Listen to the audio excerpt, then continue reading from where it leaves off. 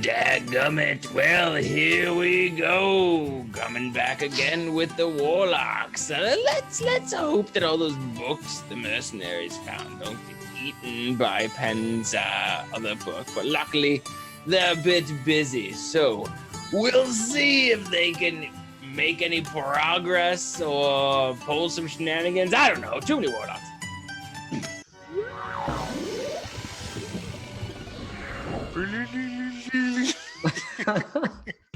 It went through on the it plays on the other end. Okay. Yeah, I'm just not sharing my. I think we're all. Oh.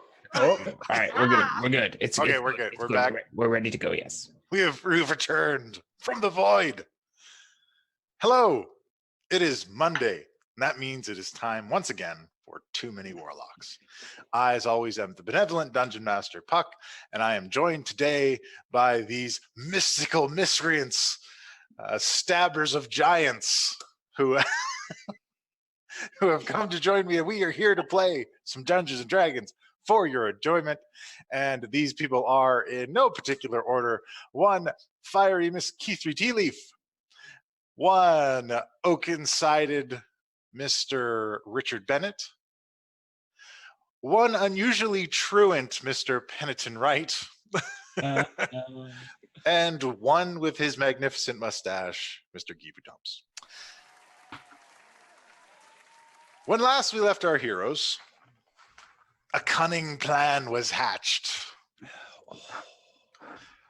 and executed to the letter, in which a person who may have been a dragon, who might have been specifically named as to tip the players off that he was a dragon. I was just getting over that. No, you must never.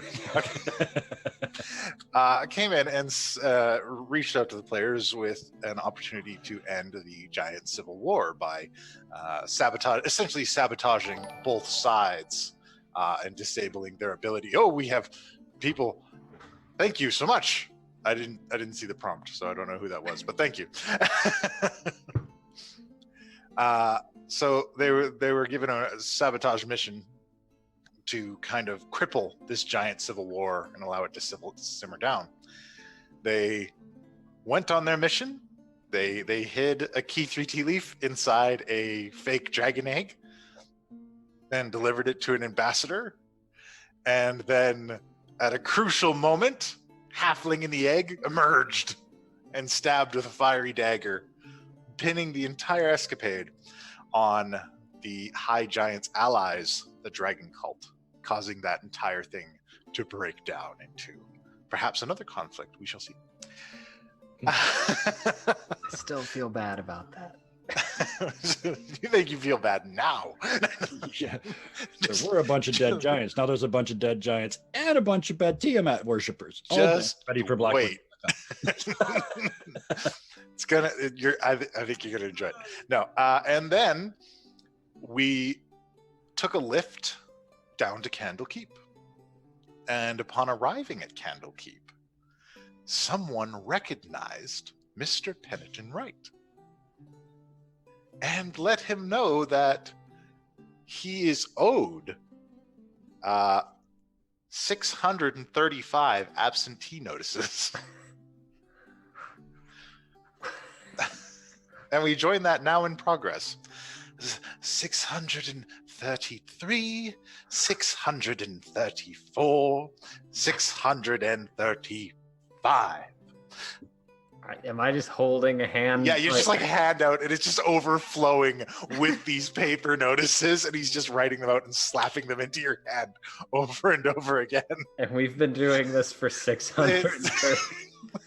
Yeah. Just silent the whole time, just like, okay. Now, of course, you know this means you will have to sign up again the next semester, but that is okay. Any credits that you have available will transfer over. Just do see the administration's office. Who? Were you my professor? Were we? Did you? This is gonna sound real weird, but I don't remember anything, and not in the like I partied too hard, unless you're talking about in like the Eldritch way. But that's a whole other story. I had an incident, and I don't have any recollection of this place, or really anything to do with me. So, who are you? How do you know me? Who am I? Puts a hand on your shoulder. Mr. Wright, you are not the first one to succumb to the rigors of freshman stress. I'm sure you will be okay. Now, I don't know what this whole nonsense that you're going on about is all about, but I'm sure if you collect yourself, find your inner strength and willpower, you'll be able to find success in the new semester. Now, I am very busy, and I will say good day to you. And he gathers up his books and moves on into this large spired castle. I'll lean into Penn and say, do you know when the new semester starts? I don't know anything. I don't. Well, you apparently went here. I turn around to all three and just in a very broad, sweeping, like, listen. I don't know how clear or apparent I've made this to any of you three. And this is a great opportunity here for me, I guess. But I don't remember anything of what happened to me prior to the academy, up to a year, sorry. I spent about a year learning about my new abilities, studying, and trying to find somewhere to figure all of it out. But I knew nothing prior to that. So anything that happened here, I have no recollection of. None. Now that that's clear, and I have just this armload of absentee, I don't even know. A ton of them. What do they look like? If I look at it, they look like small slips of parchment, and each one says penitent. Like it says the student, and then he's written in Penitent Wright was absent for advanced wizardry and necromancy. Sorry. What else was it? What else could it possibly have been? and then rapidly progressive dates. Okay. Well, you notice that the dates that he's handed out to you start 2 years ago. I'm gonna take the earliest one and put it in my grimoire as a bookmark. Okay. Just as a reminder, and then the rest I'm gonna be like, Ms. Tealeaf, will you please open our bag of holding? I'm many things, but a litter bug is not one, and I just shuffle them in. And so those are gone, and I turn to the others and I say, so, I guess I need to go to the administration office, for, to at least figure out what I've done here. And I guess that would be a good place to start, because I might have library access. I don't know how that works in this town. But I'm a student here, or was, or I don't have an ID, so. All right. So you guys are near the entrances, so where I'm pinging here, just kind of past the gatehouse. You've kind of wandered in while you're being handed absentee ballots. Okay. So the main library is kind of where all the schooling happens. The barracks is for, of course, the kind of protection guards that operate here to maintain order in this place. The bunkhouse is where they keep the workers and some poorer students who aren't able to find accommodation in the library. And then, of course, storehouse, temple, candlekeep inn. Okay. I turn to the others, and again, I'm just like, okay, so we came here for information. The library is obviously the place for that. Somebody remind me. There's a lot going through my mind right now. What exactly did we come here for again? Yeah, don't look at me. I was busy trying to get blood. I look at Guy and Keith. Guy is like, his knees are gone. As soon as you started getting those truancy slips, he had to lean against the wall. He's laughing so hard. And by the time the guy got to 600 and something, like the knees are finished. He's on the ground just howling with laughter. And he looks over to you. He says, wasn't it a giant that sent us here to gather information? The Redan? Redan? Well, we were coming here because the paladins were nearby. Right. But we also came here for another reason. I wanted to do research, but I thought you three had something also in mind. Or was it just research? Because I'm down for research. I think just I'm- research. I'm perfectly good with the personal humiliation as well, eh? For Gee, once, you're welcome to have as many of those within reason as you want when we get back to the keep for a quilt or whatever. I don't know. Either way, I personally have to go figure this out because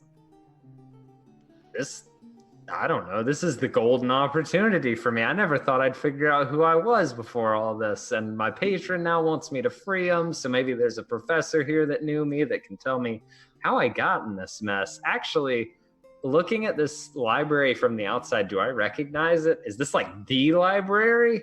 Like, It is the library and the kind of school grounds are one and the same in this place currently. So you know just from kind of general knowledge of this place that if you enter the main library, there should be a kind of front desk, but there are rooms devoted to learning and schooling, but the whole place is just filled with books. oh. All right, well, I don't know. We still need to go to the place with the paladins that I totally know the name of. But Daggerford. But this is, I definitely want to stay here as long as possible. I'm not even opposed to staying here while some of you go see the paladins because, you know, it's me and paladins, and you know. But if you don't want to split up, that works too.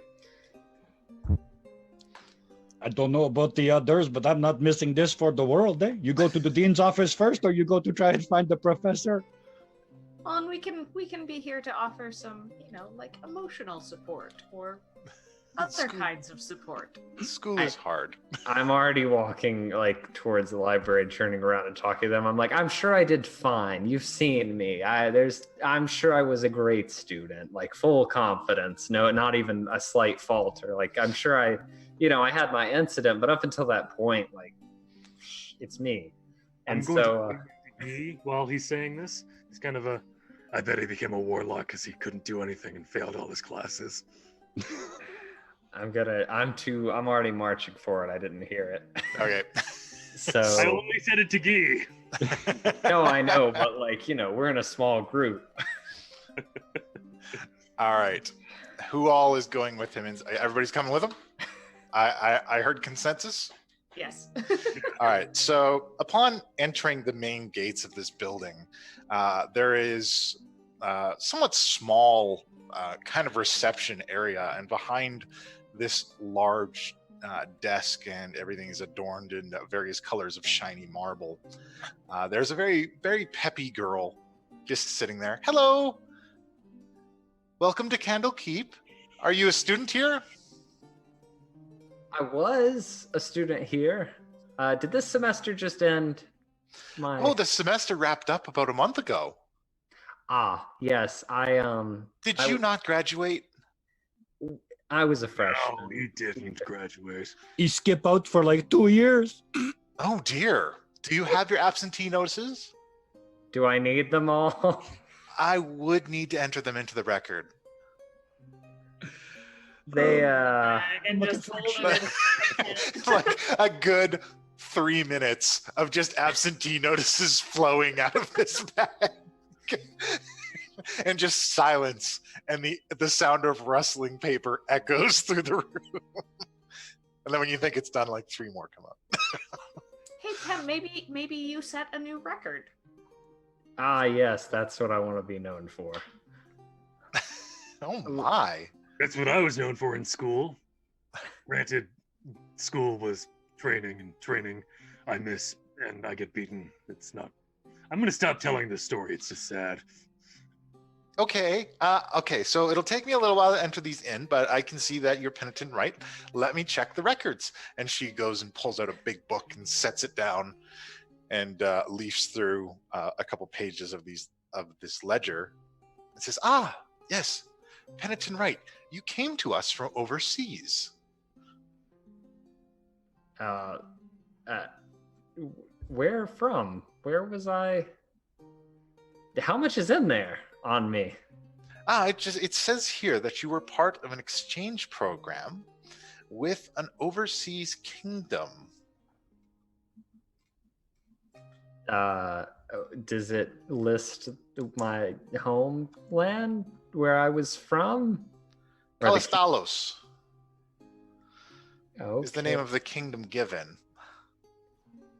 Okay. Is that all of the information? Is there more? Because I'll totally take notes on this. It was said that you were taking courses in advanced necromantic theory and incantation magic as well. Okay. Did I have any specific professors on that end? There were a couple, but I'm afraid most of the professors have gone on their way. Oof. And not, so there are none that I would have taken that would still be here. No, now that the semester's ended, anyone who's still kicking around the school is doing extracurricular study or pursuing their own theorems, presentations. Hmm. When Do you does ha- the next semester start up? Oh, in about 3 months' time. 3 months. You got any notes in those records there? Who this guy used to hang out with? Eh? Maybe some of his friends are here trying to make up for a bad semester. Eh? Well, there are a few Drinks so much students he running forgets around. everything. I wish I could say that was the first time. This does happen. It is a lot of pressure to be in this school. Ooh, okay, so the long and the short of it is I was in an accident and Oh, I missed out on that semester. In fact, I honestly, do I need to apply for any reimbursement or like, because I signed up for my classes, but then something occurred that drastically altered my state in which I was unable to attend classes. This is actually the earliest notice I could come to you guys and let you know about this. do you have any records of the accident? Do you have an accident report? I can fill one out. Medical records? I have a grimoire, and I pull that out. Is that proof? Is that? No. Oh, That's not what the appropriate form looks like, although it is very thick. Yeah. I will, using Awakened Mind, speak to Penn and go, Penn, I can make you a form. Oh, well, there Just you not go. right now. Okay, we can work on that Probably, later. don't forge documents in front of the people you're forging. So I Pro tip. I can probably get that form. I just have to go to the appropriate office and get it and go get it because it was a while back. But I definitely have it. It's just it was an incident. I guess is there boy? So you don't have any records of anyone that I was in contact here with? No, we don't keep track of students' social interactions, merely the academics. How about the ones who were in the same class at the same time? Eh? Well, there are a couple people in the class. In fact, there are 3 who have failed out that will be studying here over the break. Were any of them in the same course work that I was involved in? Necromantic theories or invocations? Incantations. Yes.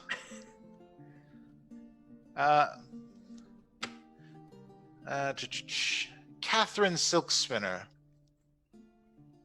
All right. She was in your incantation class. Okay. Would Well, that I be? for one can't wait to meet her. Eh? Oh, the story she could tell, I'm sure. Eh? As you The can see, wild guy is back. Eh? I'm just holding on to my hat like, yes, this is all amusing. I imagine it would be quite difficult. You have been missing for 2 years now. Yes, it was a shock to me as well. Who, I guess the end all be all of my questions is one, where would I be most likely to find students residing here over the summer? They will be bumming around the library, occasionally in the storehouse of the inn, depending on what they're doing. And depending on their station, they may be in the bunkhouse. Okay. Are there any records on this particular student that would be available to me that are not too confidential as to where I might find her? She could be anywhere around the grounds currently. We're not supposed to keep tabs on the students, although if they do keep disappearing, perhaps a case can be made. Yes. And lastly, are there any directories of staff on duty right now? Are there any professors or anyone at all still here? Any of the higher ups, even, just that I could discuss some of the happenings that have occurred? Let me see. He needs to apply for an extension on the paper that was due 2 years ago, eh? Should have left him outside.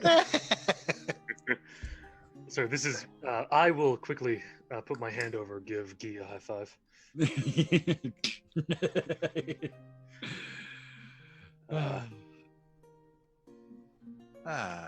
Just turn around and do that thing where you're silent but you're very animated. You cut it out. She's just going over records. And yes. Mikhail Dark Whisper. He was the assistant professor of the necromancy class. He appears to be still here. He's working on a thesis. Perfect. Is that some kind of necromancer thing? They always change their name to something all nasty and shitty sounding, like dark something? Or I've noticed that a lot as well. Or maybe you only get to be one if you have that name first. I've never figured that one out, eh? Well, actually, what actually happens is a lot of these wizarding families, it goes back. So if their father just studied necromancy and their grandfather before them, and so on and so forth. So it's likely just a family name. Sure From it a is. long line of That make it very difficult to change your occupation, eh? I can only imagine what family reunions are like for necromancers. I don't know. It's very hard to raise a family. Not if they're buried together, though. Oh, hey, where's the children's book section? Do you have? Is there one of that? No, we don't have one of those here. I'm sorry, I have to interject with it. Oh. Okay. You can continue. Carry on. Gonna try to find somewhere for you two, but I suppose we'll just have to go together. Yeah. No, this is the first time I think Richard and Guy are getting along really, really well. It's just like high-fiving in the back, laughing their asses off, making jokes. All right. Well, can you direct me to Mr. McHale's office, please?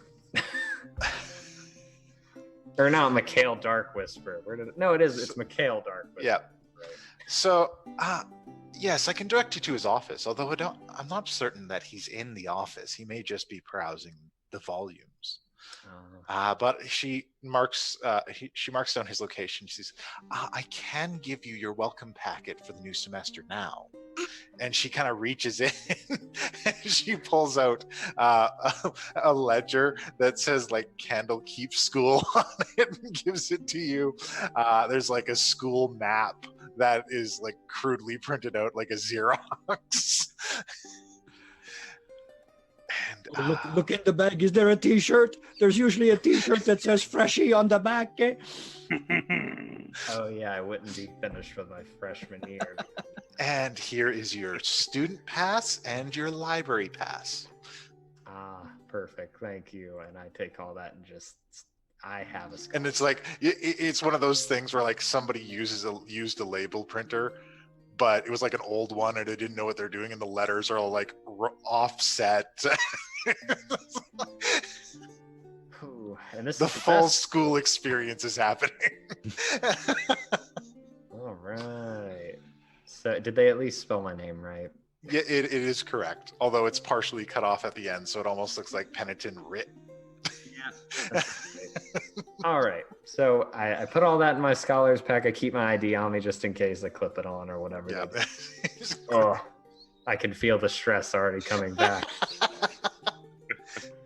I turned to Keith 3 because I think she's saying something. Oh, I was leaning into the person at the counter. I'm like, do you have guest passes to the library? Are you his family? We are. Okay, I'll get you visitor passes. Oh, thank you. She We goes definitely want to underneath the counter. tour and see where he's going to be spending his time. All right, and she brings out some guest passes. She says, all right, enjoy looking around. The guest passes will get you into most places except for student residences. What if we want to go into his student residence specifically? Then he can let you in.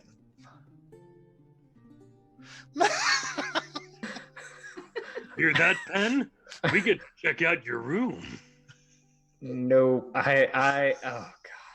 Anyway, oh wait, I have a room. It's No, like I've been gone empty for- liquor bottles everywhere. Wait, I turned to her and I said, "Dude, would my room have already been? What would have happened to any of my things that were here at the school that They I?" were maintained. In fact, your roommate was quite the neat freak and kept everything in remarkable order, although he was quite upset that you did not return. Is he or she still there? No, they're not currently there. They graduated and moved on, but they did leave several former letters of complaint. Okay. Oh boy. Thank you so much. I guess we will start looking around again. And yes, I'll take. Did you say there was a form to register for next semester already in this welcome packet? No, in fact, you, as part of the exchange program, you are to stay here until you graduate. So it's automatically renewed and the bill is sent to your kingdom. Oh, interesting. Interesting. That's unfortunate. I was really hoping he tried to make a claim for expenses when his dad was paying for it from overseas. I really wanted it. I was like, can I get like 2,000? Oh, ooh. Got an echo. Pocket Command is doing evil things.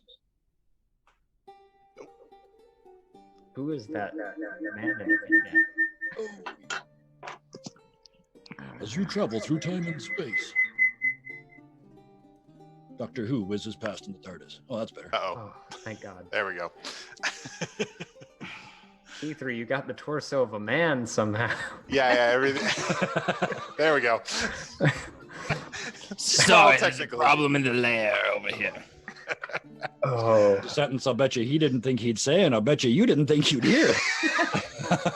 So, as you guys are finishing up this exchange, a group of cloaked individuals make their way into the keep. And their hoods are down, but their robes have a symbol on them that you recognize because you had seen this symbol in one other place before. You'd seen it on the briefcase that Owen Stone carries with him. So they have this sigil emblazoned on their backs, and they walk inside and walk up to the front desk. I'd like to put on a mask of weird seeing things. Okay. Is what I've officially labeled it. All right. And just check them out with the stone glasses that are built inside. Classification, wizard, half-elf, classification, wizard, human. I'm gonna try and casually, nonchalant, not drawing attention, get so I'm within earshot of. All right. Yeah, I'll see her doing this and I'll just scoot over next. You know what you do when you just talk to the clerk, but then you still want to make sure they're close enough where you could be like, so you stand slightly to the side with whatever you're looking at. Right, like you stand behind somebody in a place and just play with your phone like you're not listening, but you're totally listening. Yeah, we've got out my welcome packet and we're looking at it and pointing. Okay, this is just, Richard's going to very quickly turn into a tree fully, even though he doesn't have that power, because his actual his player stuff, unfortunately, because of that sound was really, really bad. Okay. Oof. All right. So, in listening to this, you hear him come up and he says to the receptionist, "We require passes to access the restricted volumes. House Xellos has arranged everything." And she goes, "Oh, yes, of course. You're the emissaries from House Xellos. Let me get you your restricted passes." And she goes underneath and she pulls them up and sets them across the counter, and the three gentlemen pick up their passes and attach them to their robes. And she says, "Camp Candlekeep would like to thank House Xellos so much for their generous contributions to the continued operations of this place." And the one man in the center says to her, "It's no problem at all. Lord Xellos is a patron of all things academic, and you can count on his continued support in the future." And they pick up their passes and they start moving towards a section of the library. I'm going to try and grab one of the papers and start walking and bump into one of them and try and sneakily grab the pass. You're gonna try and pocket one of those passes? Yep. I want you to give me that sleight of hand check. I was gonna ask Guy to act like he was drunk, but this is better.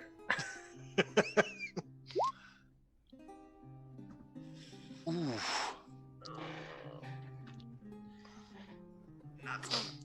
That's not so great. Back into a tree, distracting everyone, and turn back into a tree, distracting everyone, and letting Keith retry again.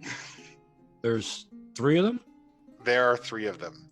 He only got a 6 to check that out. So you snatch it. The dice were kind. Oh, so sorry. I was caught up looking at this map. Sorry about that. He kind of looks at you with this almost contempt. Do watch where you're going, and kind of moves on his way. Just reach out with my mind to Keith and I'm like, "Did you get it?" I got it. Yes. Fuck those guys. As the 3 of them leave the room, you said they're leaving, right? Yeah, they're leaving. They exit to the right and start heading down some hallways. Okay, so I wait till they've got their backs to us, and I just very quietly cast Bane on the 3 of them. Oh. Good luck researching, you guys, eh? Ooh, what does that do? I forget. -4 on all their ability checks. They're gonna be trying to read and just like, They're not finding nothing. Oh God. Oh, Guy, I love you. This is gonna have unknown implications later down the road. Oh shoot, they know who I am. That's not great. Well, I guess it doesn't matter. I'm gonna really quickly turn back to the clerk and be like, were those representatives of House Xellos? Yes. Lord Xellos is actually a benefactor of Candlekeep these days. He's given some substantial donations. I heard about that. I am a big fan of his benefactory work, as it were. He's quite benevolent. Honestly, I'm curious, are there any tomes in the library on House Xellos? Just as a fan, I'd like to know more. Well, once he started donating to the keep, I really wanted to know more about him myself. But it's the darndest thing. There's no information about him past his father, Lord Devonian Xellos II. And I can't find any information about Devonian Xellos I. That's interesting. Is there still a book on this Devonius II? Or is it just Okay. It's a book of warlords. He was an Okay. awful man. Nothing like the current one. No, surely not. It's like magic Sorry. words for Penn. No, Guy. Sorry, I remembered a joke Guy told me. Oh. Okay, would that be in a reference section or history? Yes, that would be in the history section. Okay. A historical section under famous warlords. Famous warlords. Okay. It was quite bizarre. I studied the volume a bit myself, but his Oh. uprising seemed to come out of nowhere. Hmm. To have That- someone just appear on the scene with seemingly limitless army and men at his command. And the weapons he had were more advanced than anything else anyone had at the time. That's interesting. You must spend a lot of time in this library. I certainly do, but I like to dabble in things that catch my interest. Oh, I know. And just very, just like, oh, honey, I know. And then just, well, okay, I will definitely be picking up that volume. Thank you so much for your help. No problem. Oh, and better luck on the next semester. And I just visibly, like, I turned around and I was all full, and then I was just like, yeah, thanks. It's like, oh, I almost forgot about that. Yeah. And I turned to the other three, and I'm just like, come on. And kind of head over 1 second. to. Oh, okay. I'll go up to the girl behind the counter. You said she's young, right? She looks like she's probably Yeah. like a student here, as well as. She's pretty young. Like she's early to late 20s. She's kind of in mid 20s. We'll say. Okay. I just wait till the others have stepped away, and I step up to her and I pull the letter that Lilith slid under my door out from my backpack. They say, I know sometimes in a place like this they don't pay you so good, but maybe for this, and I put 5 gold pieces on the counter. You see somebody, they scratch out some word here, but it's kind of important to me. I know what they said, so can you make the scratchy part go away? Eh? Let me see what I can do for you. I'll do some work on it and see what I can come up with. All right, I come back later, eh? Okay, no problem. And I'll leave it with her. All right. With reservations, but I'll leave it with her. All right. So I guess we're around a corner somewhere, maybe around Yeah. a bookshelf. There are various like sections of the library laid out. There are classrooms. You can see some of the classrooms just have like 2 or 3 people inside just reading. Okay. So everyone's initial thoughts. I'm a little blown away. I came from a kingdom overseas on an exchange program. Okay. Do you want to start with maybe your room? Because you might find some stuff there, like, hey, dear diary, and go back and reread. Yeah, maybe I kept a diary or a journal or either one. They're both the same. But Very much you're not. One has very different connotations. okay. Regardless, here's my only issue. Those 3 that we just saw,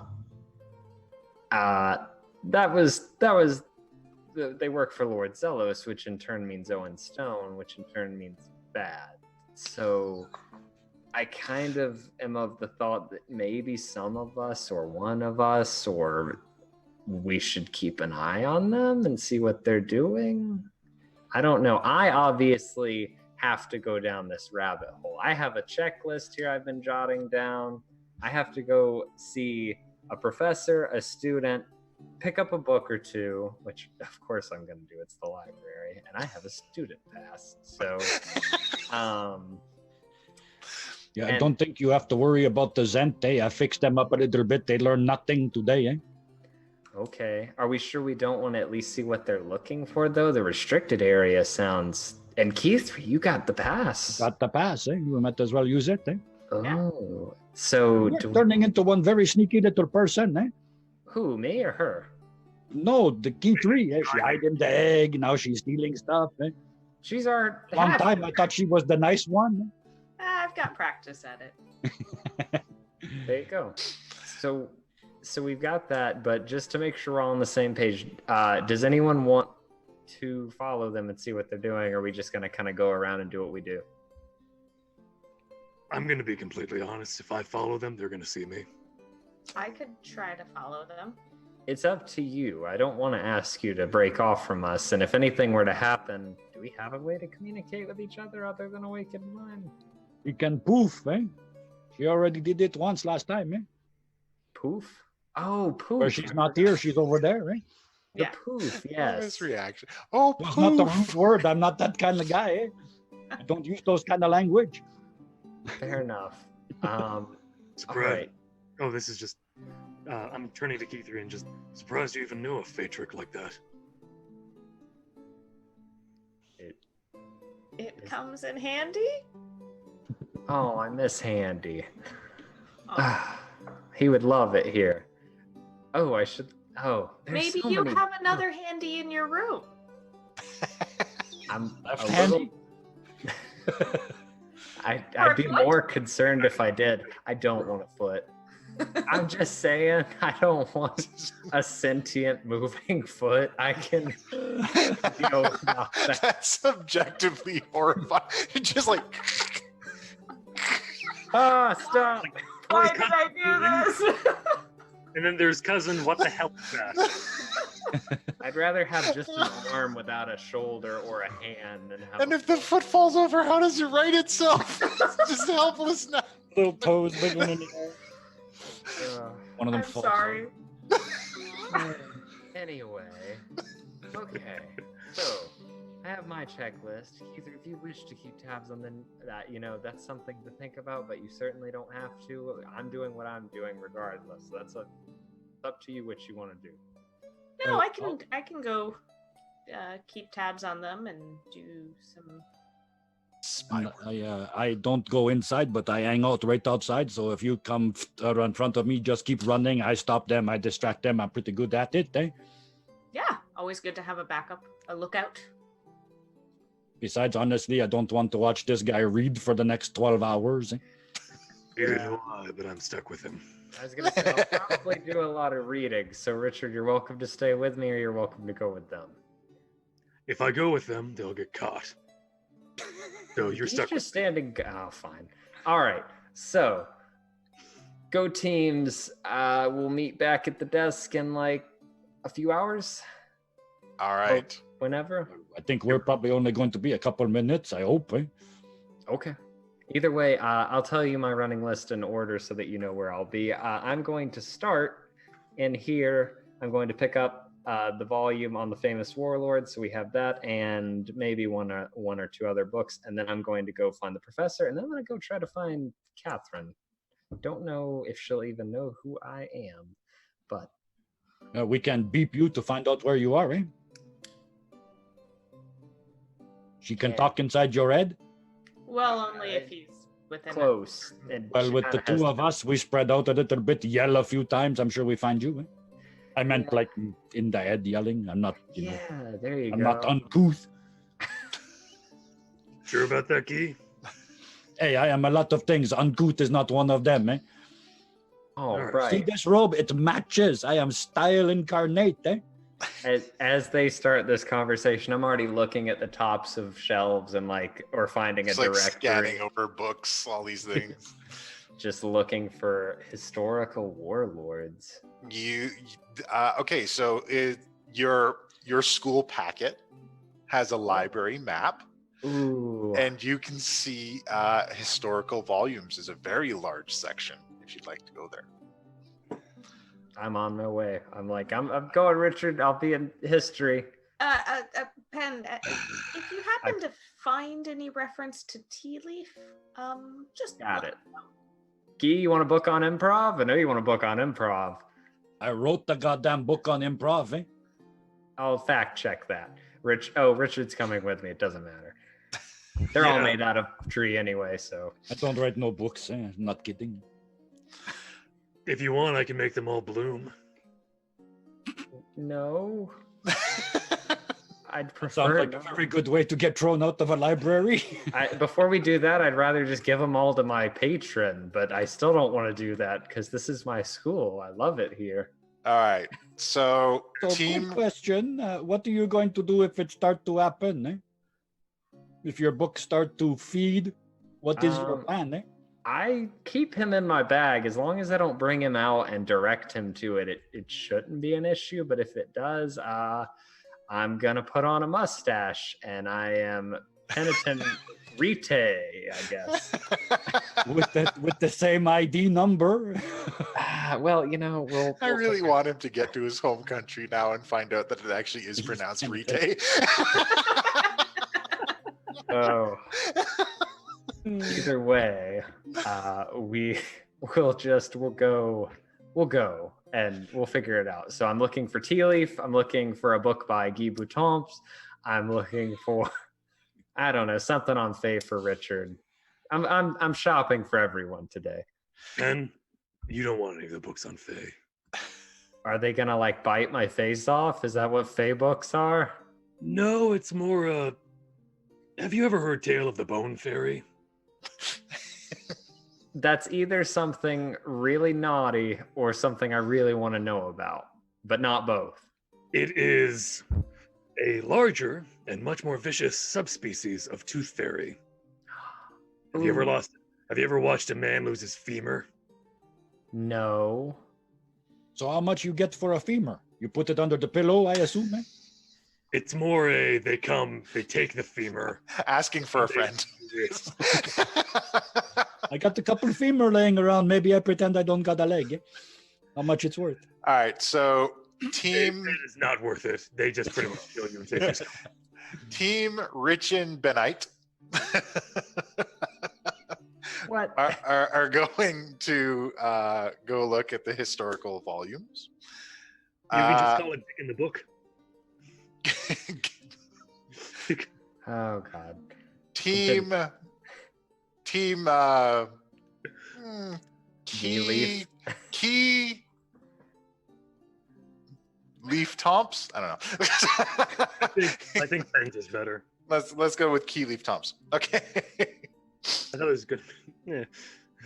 All right. So you guys are going to the restricted volumes, which you know. I'm gonna do something before we go in there. What are you gonna do? I'm gonna try and find like a bathroom or some like small space and go in and disguise myself as Finola. All right. You are disguised. Has anyone told us that that's your name? Because I'll totally accidentally walk around a corner and be like, Keith, you're there. Well, no, because she doesn't look like E3, right? Oh, Yeah. yeah. I might recognize her mind, though. I don't know. We'll see. I don't know how that works. So, I feel like you find one other halfling here, and you don't see a lot of other halflings. for the rest of the crowd, what does the Finola disguise look like? It's hair pulled back in like a really tight bun. It's like a dark brown. A couple of freckles, like a small pair of reading glasses.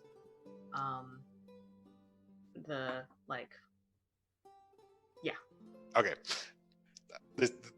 I love this. All right. So you've gone out. Guy, are you just kind of like shadowing her? Yeah, I'm going to hang out outside the. I'm not going to even attempt to get through the door without a pass. Okay. And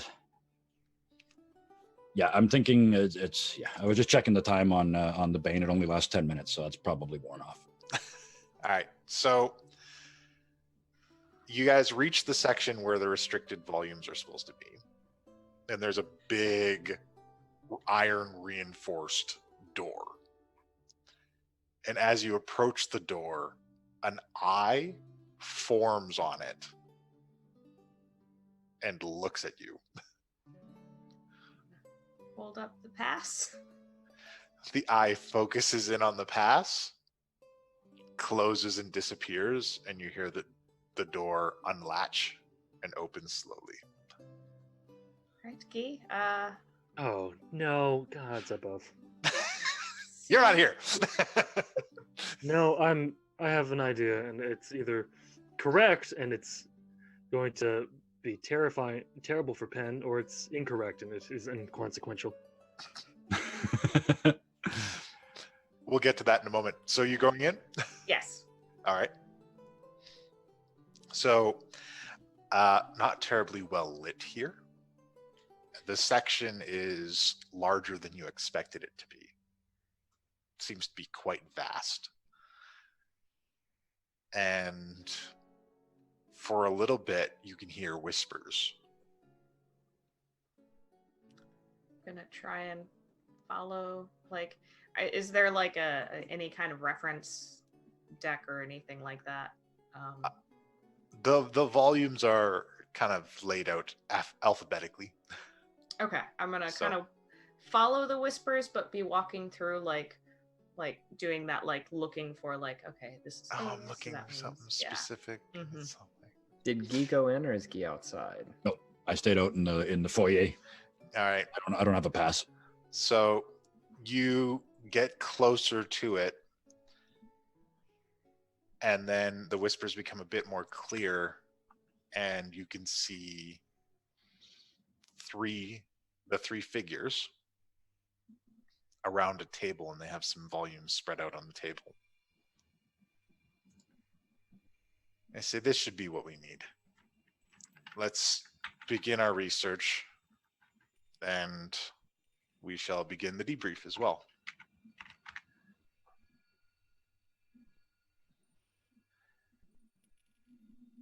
And try and like hide, but like I'll grab a book off of a shelf and like have it open. They don't appear to have noticed you yet because, little halfling. And he says, Kalik, if you don't mind. And then he utters a simple spell, and there is no longer sound.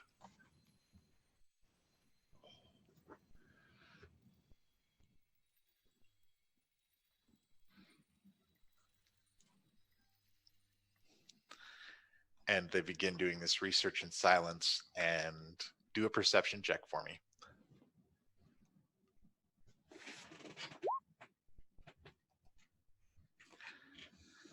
Now, you can no longer hear anything, but you can see that there is a piece of paper that they are passing between them. So one will receive the paper, and it's difficult to see what they do with it, and then they'll pass it to another one. It just goes back and forth between the three of them over and over.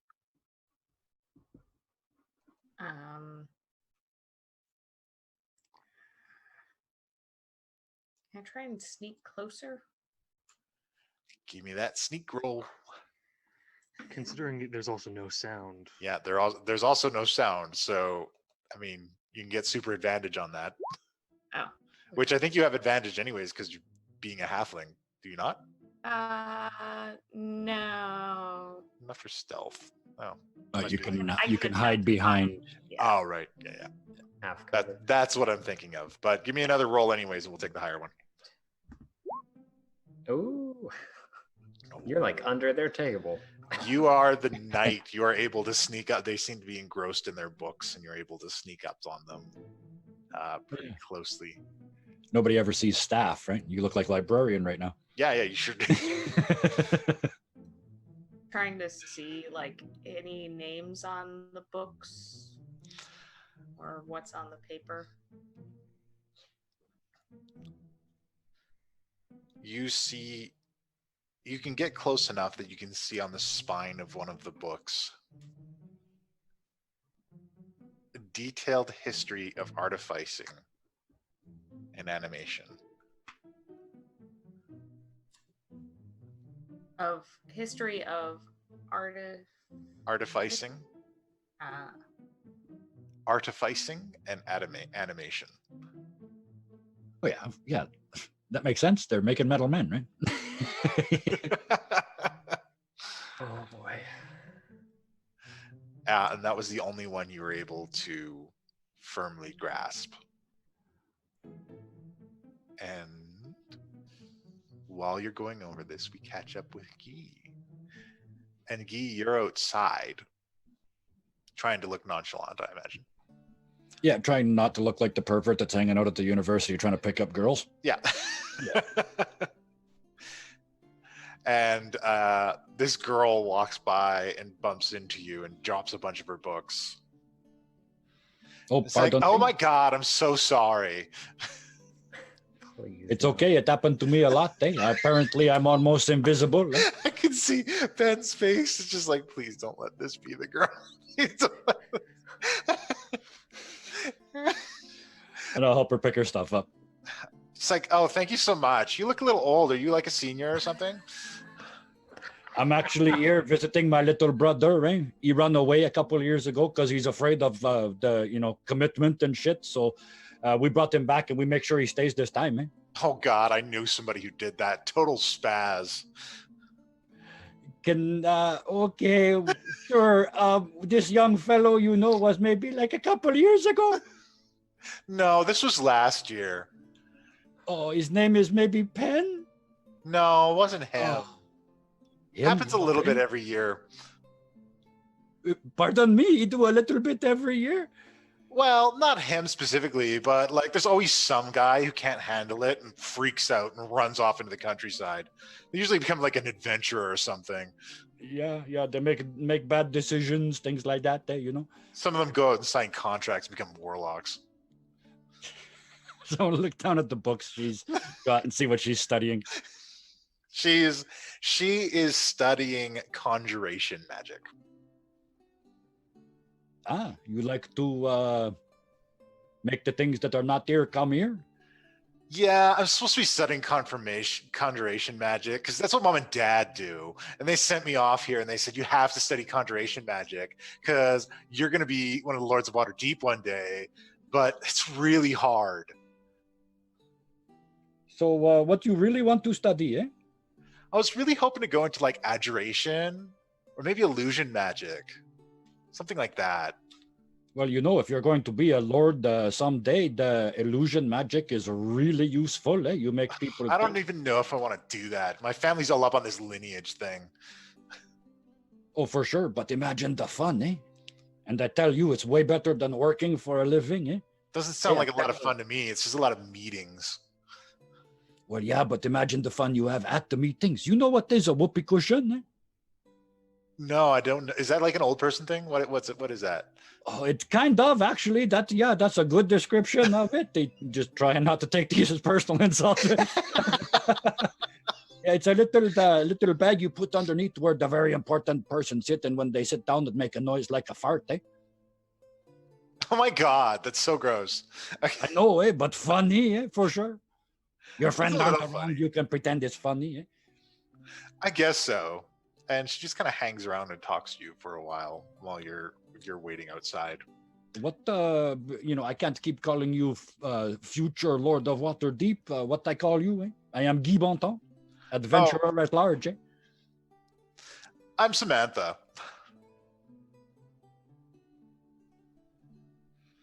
Well, Samantha, it is a pleasure to meet you. Good to meet you too, Guy. You know what this is your first year here?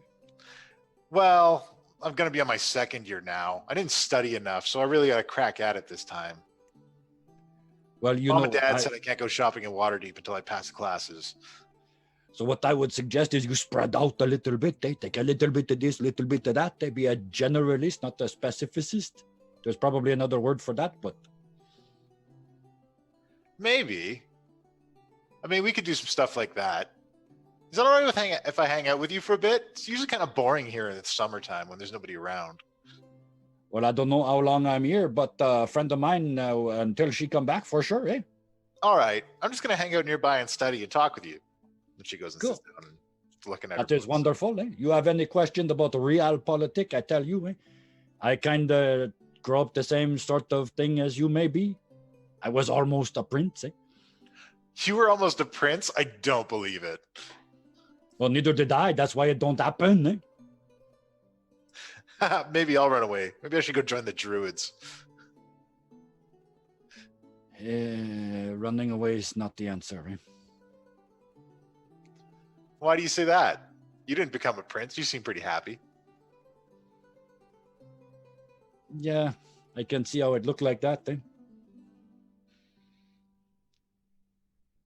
there's responsibilities that come with who you are, even if you don't want them. And I really don't want them. You know, all I want to do is drink and talk to people, and That's what I want to do. yeah, no, it's fun, right? It's woo, for sure. I just want to drink and talk to people and go shopping and conjure things, or maybe create illusions, freak people out. For sure, that's a wonderful. You know, that's a good life. You make people happy. Yeah. But you know what's going to happen? What? At some point, it's all going to come back to you.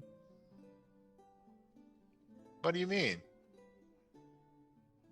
Well, this is probably going to knock the bud off any romance that was brewing there. But one day, your parents are going to be dead, and it's going to be your job to be the Lord of Waterdeep, whether you fucking want it or not. Ugh. I suppose you're right. So maybe you take a little bit of conjuration just to keep them happy, Maybe. and you take a little illusion just for you, Just kind of have my little fun on the side, huh?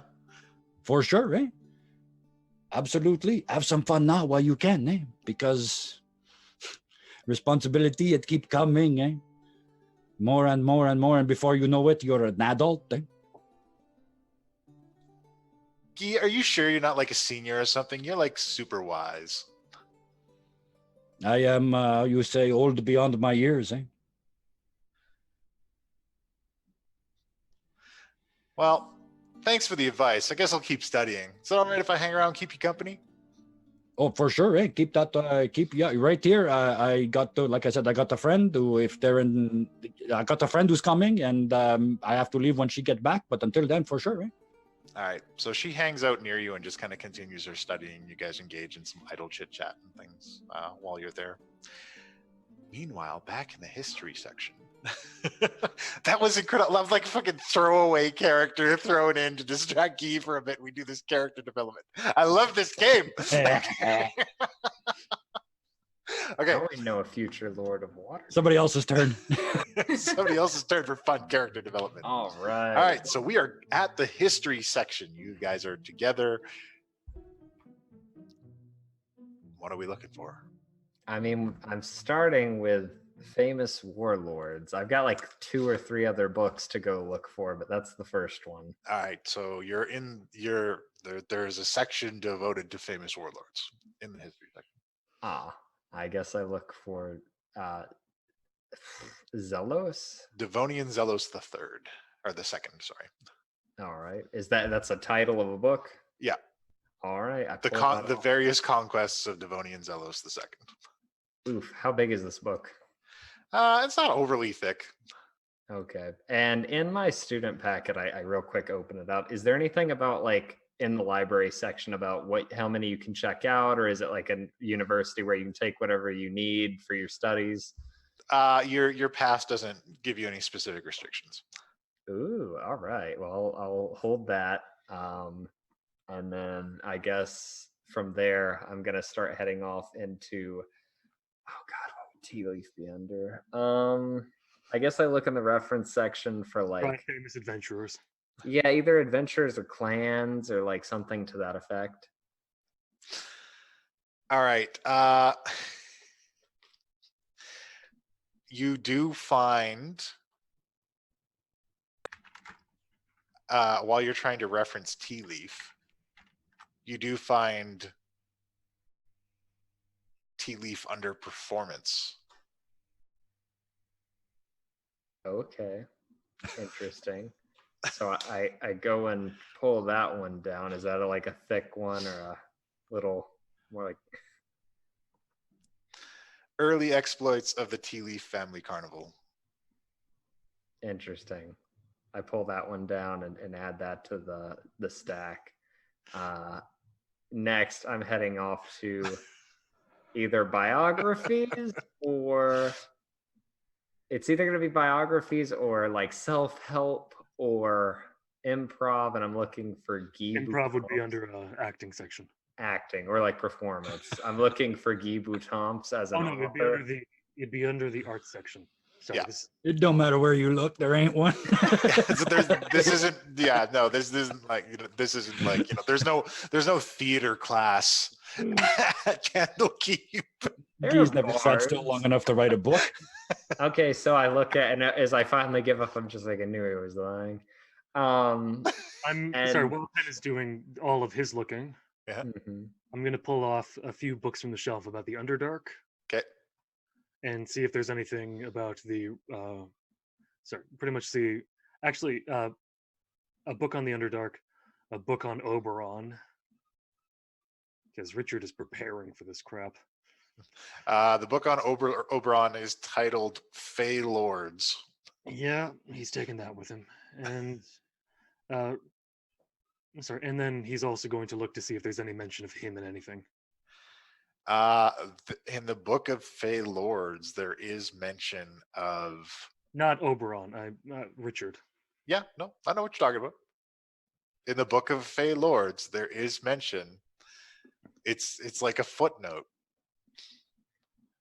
that Oberon had suspected that Lady Titania had taken a mortal champion. Ooh. And that is the closest thing to a reference of you that you can find in these books. Yeah, I'm going to look both ways. Is there anywhere nearby? Doesn't appear to be. Cool. I'm ripping out the section on Oberon. Okay. Please tell me I'm nowhere near him. The book screams. Oh, tell me I'm on another aisle. Tell me I didn't hear it. You're far enough away you didn't hear it. Thank God. Just grabs his heart and doubles over. Okay, so I'm like, and I don't see Richard, and I'm still looking. Well, I'm okay. just going to roll those up, put those in my bag, and Okay. hand the actual thing about Fey Lords to Penn. Okay. Am I taking it? Are you? I didn't want it. You wanted that. Yeah, I look at it as I you don't hand. think I can take anything out. No, I know, but okay, fine, I'll take it. More or less, in my mind, as a player, I was like, you already got what you want, so why do you want the book? Okay, but anyway. Okay, so I It's take more that. so I have the information on Oberon. Yeah. You guys don't. Fair enough. So we have this. This is a growing stack. Are there carts in here? Is there anything like I know? There is a small cart Oh, I'm kind of taking laying that. about in the aisles, so you gotta load it up. And as we're walking, I grab the cart and I'm just like, oh, Penn, why do you need a bag of holding? All these questions. Anyway, so I've stacked those up on the cart, and I'm like, okay, so that's everybody. I was like, Richard, is there anything else you can think we could get for Guy? I really wanted to get everybody a book, but like, I just don't know what Guy would actually sit down and read. Oh, maybe a joke book. I quickly put my hand in the shelf and pull out the first fart joke book that I can find. Is it right next to Faye? Faye fart jokes.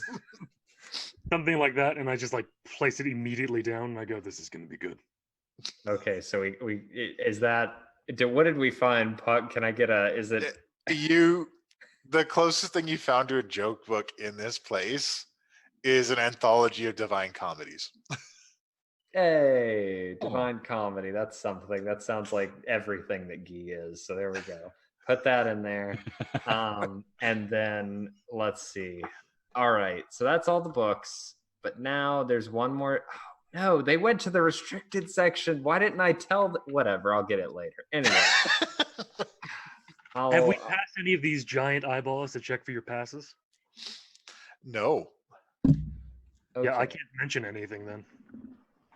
Yeah, so I put all that in there, and then I'm also looking down kind of nervously at my satchel just to make sure that my tome is still tightly packed in there at all times and keeping a hand on it. And then I'm carting over, and I was like, okay, one last section, and then we can go look for people. And I turned to Richard and say, is the Fey book all you want? Yeah, I've also got this history on Underdark tactics. Okay, Underdark tactics, nice. And then I wait, and I pause, and I'm like, do you this is none of my business really, but you know, it is going to be checked out under my name, so if you don't mind, what interests, you know, you had to deal a lot with the Underdark. Do you really want to know more? Two things. One, There's a battle coming in 2. These are effective. Yeah, but do we really want to be known for following those tactics? I still Do we want to be known for dying? just It's an remember. option. Yeah. All I'm saying. Yeah, I agree. I just hope, in my mind, I just want to make sure we remember that, like, I feel like we're making a stand to be different than some groups because I don't know, at least personally, that's what I believe in for the keep. I want to make sure that we're doing the right thing at the end of the day. I know that that gets blurry sometimes. I know. And I'm making sure that the reason that we keep these and we learn how to defend, not to attack. Fair enough. And so I refuse to let this control me the way it has any longer. Well, good. If you need any help with anything on that end, I'm always here. And I turn around and I'm looking for the necromancy section, but I also know we might want to get back to Keythru, but that's up to you. I'm looking for necromancy next, and that's the last book section I'm looking for. All right, so you head off to the necromancy section, which is always in the basement. Meanwhile, back in the restricted area, Keythru, you've been watching them for some time now, and they continue to pass this note back and forth between them. And then you hear a sound of a book slamming closed. And the one gentleman addresses the other two. This isn't good enough. If we do not find a way to crack this, Lord Xellos will be most displeased with all of us. We need to dig deeper. And one of the other gentlemen says, the theory is sound. I mean, it isn't rocket scientist. We've all made golems before. And I'm just watching Richard's face right now because he has it. All right, back to the scene. We've all made golems, and the one who appears to be the lead wizard just open hand slaps this dude. If this was as simple as making a golem, we would have done it already. This is more complex. This is something that has not been attempted in eons, and we are doing it on such a grand scale. Now, either you're going to take this seriously, or maybe I'll let Lord Xellos know that you're just not interested in the project anymore. And he kind of fumbles a little bit. He's sorry. I spoke out of turn. You're lucky I don't tell him that you lost your pass.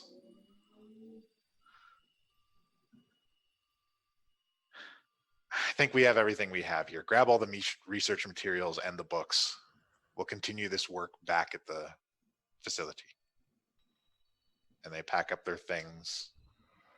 Make sure that I'm not like between them and the exit. Yeah. Okay. All right. They start packing up their stuff, and you see them take the note, crumple it up, and he goes to toss it out. Then he stops. And he holds it in his hand, casts a quick firebolt on it, and then tosses it out into the trash. And they walk past you, and the ball of paper is smoldering in the trash can. As soon as I think I can get by to the trash can without getting seen, I'm going to get there and try and like quietly put out fire. All right. Give me a sleight of hand check to carefully pad out this.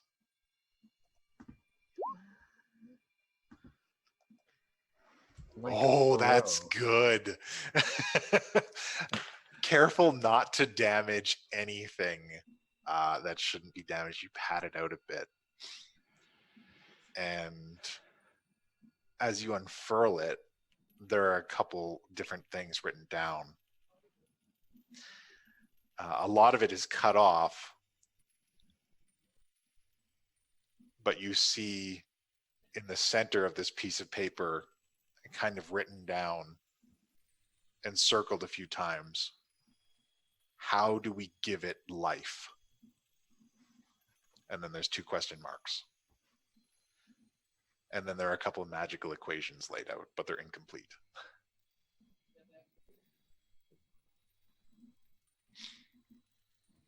I will carefully tuck it between some pieces of paper that I have in my kit, just so that it doesn't try and preserve it. Okay. And then I'm going to look for 2 books. Okay. I'm going to look for a book on liches. Okay. And any necromancy books. Yes. He's just so happy. Oh, I'm out of focus now. And so there are 4 books in the area that you find on liches. Famous Liches of the Sword Coast. Yeah. It's basically like cribs for liches, but it's a coffee table book with large pictures and not very many words. Yeah. It's just, it's got like a big, this is what their house looks like and this is how they are. Fair warning, some of these pictures are pop-up. Yeah. Ah! After I've been raising my undead hordes, I just kind of like to retire and read poetry in my atrium. Not a lot of people know about me, but I do like cross stitch. Okay, so famous liches of the Sword Coast. Ethics and law of lichdom contracts.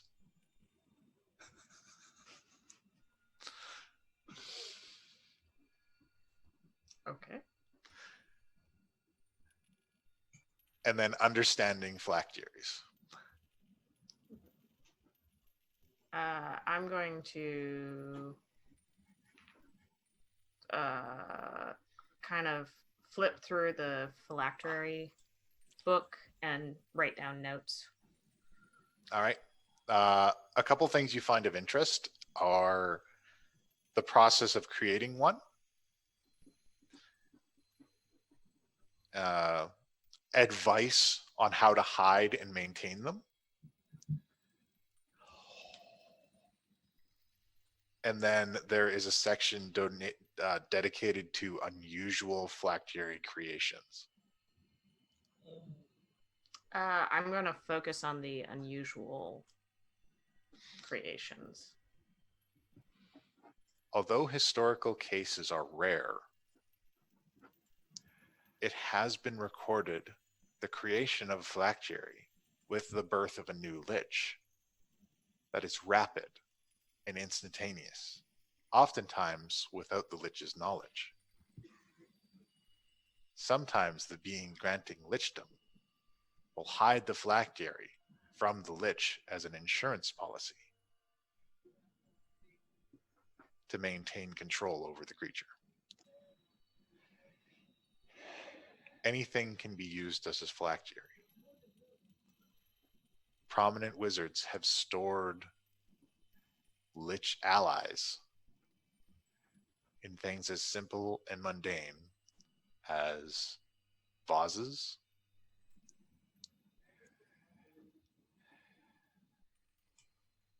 household ware, chests, and even books.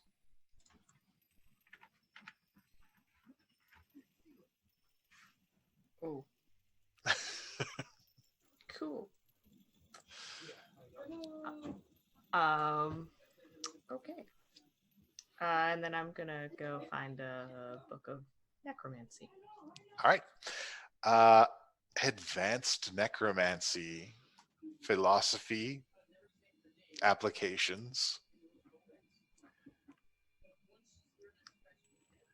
practices, advanced necromancy rituals.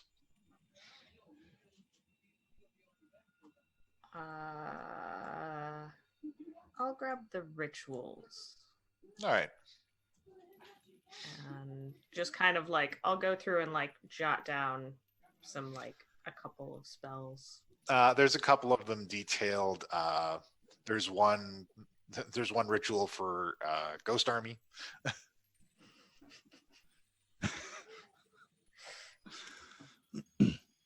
And you know, the keep is just swarming with ghosts. Oh yeah, did you see the two ritual warlocks' eyes pop when he said that? And then you also see a kind of musical ritual called Song of the Ghost Riders. Cool. I will kind of copy those down. All right.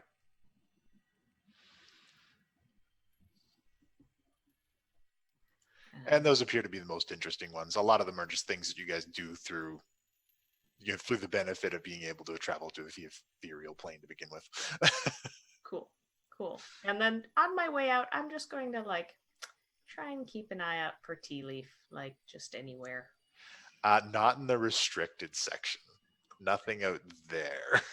All right. This is referred for, and there's almost some relief that comes with that because these generally don't catalog like, oh, this person was really cool and did a lot of great things. We're going to put that in the restricted section. I will stroll out and go bump into Guy. All right, you bump into Guy. We're all good. Oh, excellent. I make a new friend. Hey, this is Samantha. Hi, Samantha. I'm Finola. There is an empty table. Oh shit, she was there a minute. I've been talking to no one for like 5 minutes. Oh, shit. She thought I was old, eh? Oh. You're not that old. Yeah, for her, apparently I am. But she's like going to be a Lord of Waterdeep, so, maybe someday she remember me. Eh? How it went in there. Good. I'll tell you more in a little bit. For sure. Yeah.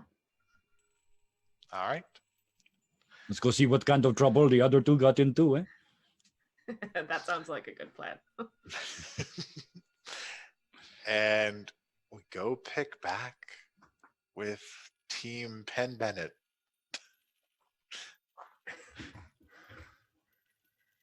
Where are we at the moment? In the necromancy section. Oh. You have gone to the necromancy section. So a lot of this stuff in this section, it is close to the restricted section because there's kind of some overlap in it. But a lot of this is just kind of basic, talking with the dead, proper use and ethical applications of vampiric touch.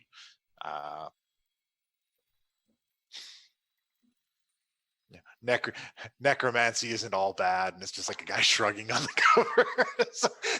Is necromancy right for you? I kind of want to be leafing through that one when the others come up. Is it? Please tell me it's got like a yellow and black cover. Yeah, I know. And there's like stuff where it's like, did you know necromancy has practical applications? People think about necromancy and they're like, it's all undead armies. But no, like say grandma passed away and you don't know where the will is hidden. Well, we can bring grandma back and she can tell us. This guy gets it.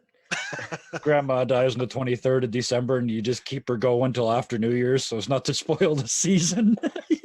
Yeah, stuff like that, right?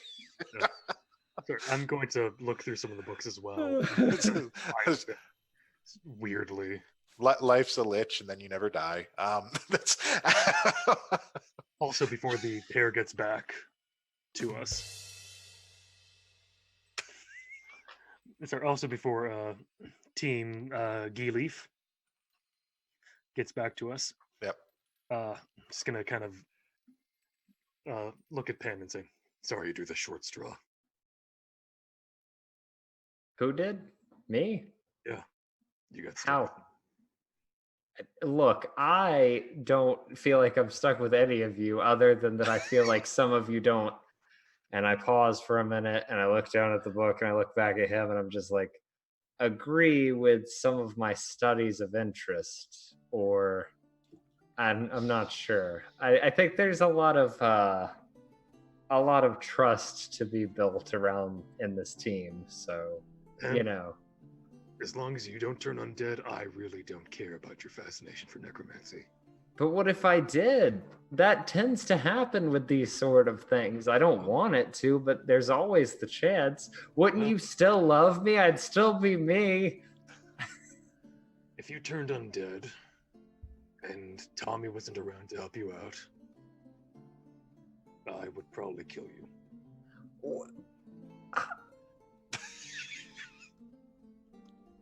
This isn't I'm angry at you or anything. It's just slowly your brain decays, and it's not a fun sight for anyone. What? You want to remember you for you, not the ghost of you. There are still many things, undead or not. I mean, look at Tommy. There are plenty of undead. It's about the hierarchy, and I start poking around looking for like a reference to this kind of thing, like yeah, but Tommy doesn't rot. If you start rotting, and if there isn't a Tommy to help you out, I would expect you to help me out. What where is this line drawn where it goes from like, well, can't do anything about it, gotta put him down. Like, what if you were taken over by Drow again? Because I like, or anything, like, I'd try my best to get you out of that. I'm gonna try my best to get Maldavos out of Blackwind, because I believe that's still possible, which reminds me I'm supposed to be looking for that too. Penn, if I did get turned back to Drow, or if I was captured again, I would want you to put an arrow through my face. But that's not... Death is a greater mercy.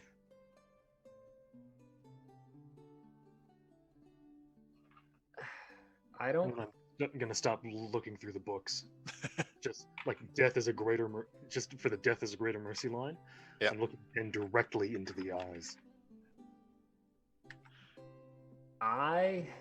And it's just all serious. Like, the book closes, I put it back on the shelf, and I'm just like, I don't know that I can do that, and you That's need why to. I'm not asking you to do it. I'll probably ask Guy. That's fine, but I'm gonna do whatever it takes to bring you home, and that's the long and the short of it. If you want someone to kill you, get Guy. And if I turn or something, I expect you to bring me home. And then I remember I'm in a library, and I'm like, Penn, your voice, keep it down. And then you guys hear from the back of this hallway, quiet, people are trying to read. And then I switch over. I'm sorry, I didn't mean to outburst like that. What are they called? That is exactly like the Mass Effect creatures.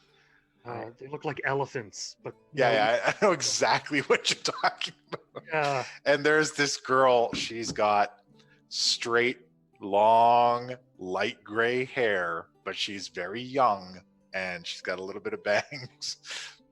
And she's just reading a book in the corner. She's wearing like a simple gray dress. I poke my head around and I look at what she's reading. She's reading Adjuration. Is that the class she was in with me? Incantations, necromantic. I don't know. I look and I was like, I'm sorry, are you a student here? And she actually looks up from her book. Oh my God, Penn, is that you? It's been so long. Penn, wow, you have quite the fan club. I mean, it's quite different from what I'm You used disappeared to. for 2 years. Nobody knew where you were. We You thought kn- you were dead. I mean, aren't you hearing this tremendously happy sound she's giving you? I look No, overjoyed about this. I look at Richard and I'm just like, you know what? It's honestly a welcome difference at this point. And I stroll on over and I look at her and I'm like, what was our relationship? And I'm asking someone who's monotone. I'm just like, dude, I understand this when I say this because it's not in the same way that other be like, I'm so sorry, I don't know you, I don't remember. Did we bump into each? I don't remember anything. Like, think of someone who did too many. Are there drugs in this universe? There are drugs in every universe. All right, then I'm like, imagine someone, creative. imagine someone who did way too many hard drugs or got way in too deep into magic. Lean further on that side. I don't remember anything, and I don't remember you because of that, and I'm desperate to remember. So, please, how do you know me? That must be shocking. I can't imagine what you're going through. Penn, this is going great so far. And I turn around and I'm quiet, but in awakened mind, I just shout, "Shut up! We're in a library." Well, I have to shout. I think we were far friends. You would come to my stand-up routines when I performed at karaoke night at the inn. I'm sure I did. I can do I and honestly, Puck, looking at this woman, do I like, because I know my memories were white, but is there any like, like is there deja vu? Is it like There's nothing. You do not recognize this person at all. And okay, You must have had an incredible journey. I told you not to use experimental magics on yourself. So you know what I was working on. Yeah, you were very interested in a couple things. Are you free tonight? Yeah, no, I mean, I'm asking that. Are any of us really free? Penn, I'm just gonna come up right next to her. That was a joke. Yes, I am available tonight. I look at Richard and I was like, this, Richard, is my best friend. And I'm going to go out on a limb and say, and I look at her with a question mark in my voice, and I'm just like, Catherine? You can call me Cat. This is my best friend, Cat. Of course. Catherine, this is my family, and I say it with gritted teeth. I'm going to take off, pretty much just place it down. Richard Bennett, the Warlock of Greenwood. And that's exactly just that, like, It's a pleasure to meet you. I don't think I've met anyone who looks like you. Yeah. What kind of tree are you? No, jury's still out.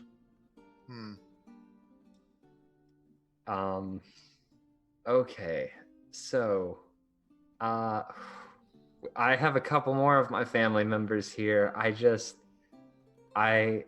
You have no idea. You never really talked about your family. It was all about research for you. You told me you were on some kind of mission.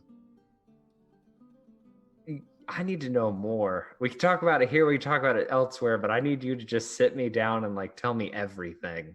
It's all gone. I can tell you what I know because I trust you immediately for some reason, but like, I don't remember any of it. You're right. We need to take a minute to calm down. There's too much excitement going on right now. Penn, if you don't marry this girl.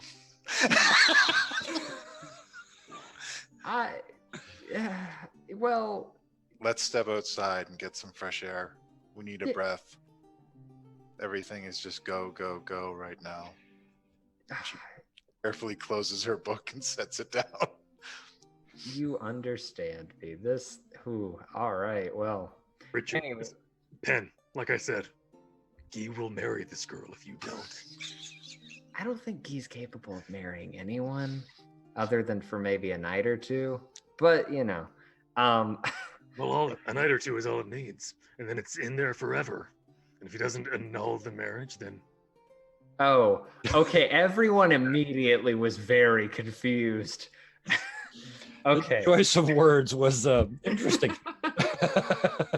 Anyway, I'm just like, all right, well, we'll figure that out. Right now, I don't necessarily have a ton of time, but I'm sure I'll stay in contact. I might come back to school when this is all said and done. I don't know right now. There's a lot happening. I'm about to remember who I was.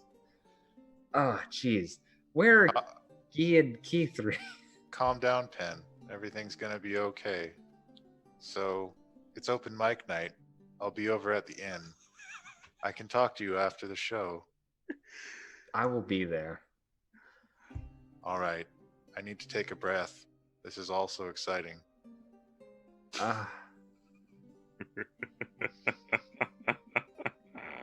She kind of sets up, waves, and walks away. And we're going to take a break there. And you figure out how to perform an emo Phillips act. No, fuck it. I got this shit. So we're going to take a little break there, folks. Well, it's break time, kiddies, and we'll find out how Penn fares back at school when we get back from the break. Will they pull a wacky hijinks on the dean, or maybe throw a kegger? Who knows? We'll find out next on Too Many Warlocks. Hey, but before we do that, I'd like to take a moment to acknowledge something. You see, this is the 50th episode of the Avalon Knights Academy. Holy shit! Epic saga, if you will. Now, for those of you who are looking at this and say, well, this is episode 19, what are you talking about? No, this is episode 50 of the Avalon Knights saga. You see, there's a second show intertwined. And what our benevolent DM, Parker, has done is made it so that these two teams must work together in a way that you might not realize if you're only watching one show. And if you're not on the Discord channel where some roleplay happens between shows, you see, working together and passing information back and forth is the only way they're managing to unravel this mystery. So please pay homage to our benevolent leader, Puck, the Lord of Chaos, as we get back to the second half of the 50th episode of the Avalon Knights Academy. Woo.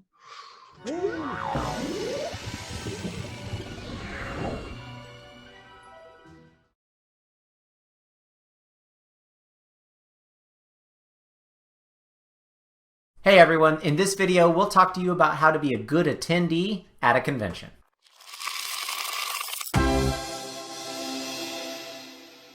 Alright, so we've had a kind of convention survival guide before, but we didn't really talk about things that you can do to make your experience and other people's experience better at convention. Sort of an overall etiquette guide to attending a convention, and it's a good thing to know if it's your first convention, if it's a big one, a small one, or if you're a veteran and maybe you think conventions are changing from when you first started to go. Alright, so let's start off with this one. Practice good hygiene. I don't think we have to dive deep into bad stereotypes or anything like that, but for me, just shower daily, wear deodorant, and plan for the fact that sometimes these conventions happen in places and at times of the year where it's really hot.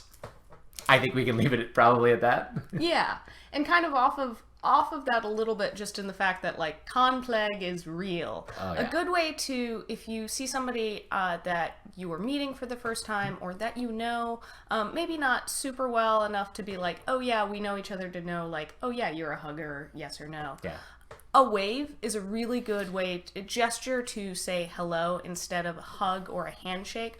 One, you're not invading somebody else's personal bubble, and maybe they don't want to be touched, maybe they're not a hugger, and also with a handshake, you're not exchanging germs. Yeah, which can happen with a handshake. I know that's why a lot of people fist bump too, but I love that. Yeah, there we go.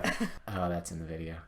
But yeah, I like that. I like that a lot. A wave, it's a good first introduction type thing. You might have people might have picked up on this a little bit. I'm just a tad extroverted. I love people. This is where I get my energy from, being out and doing stuff and meeting folks and all that kind of thing. Not everybody is, but I would say part of having fun and being a good con goer, you're probably going to be in a lot of lines. And talk to folks. Like, say hi. You're both at the same convention. I bet you got a lot of things in common.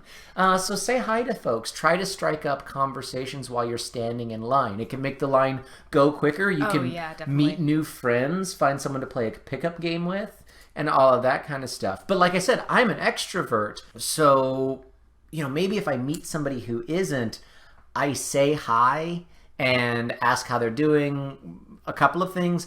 And if they're not really biting, if they're not in on this, they're probably going to be really polite to you and say hi back and answer your questions. But if you start to get the vibe that they just sort of need their own personal space, don't take it personally. You've killed a couple of minutes, and then you sort of go back to your own little space there. And for those who are more introverted, I think it is good to kind of realize when maybe things are getting a bit too much and find opportunities to take a little break, whether it's just taking some time to be like, I'm gonna check in on social media or check in on play a game on my phone or something, because that can kind of close into your own little world for a little bit and ignore everything else while you're in line. Or if it's, hey, I'm gonna go take a stroll outside of the convention center, get some fresh air, because then even if you take a little bit of time, that's going to mean that the rest of the convention, you're probably going to have a lot more fun and be in a lot better mood.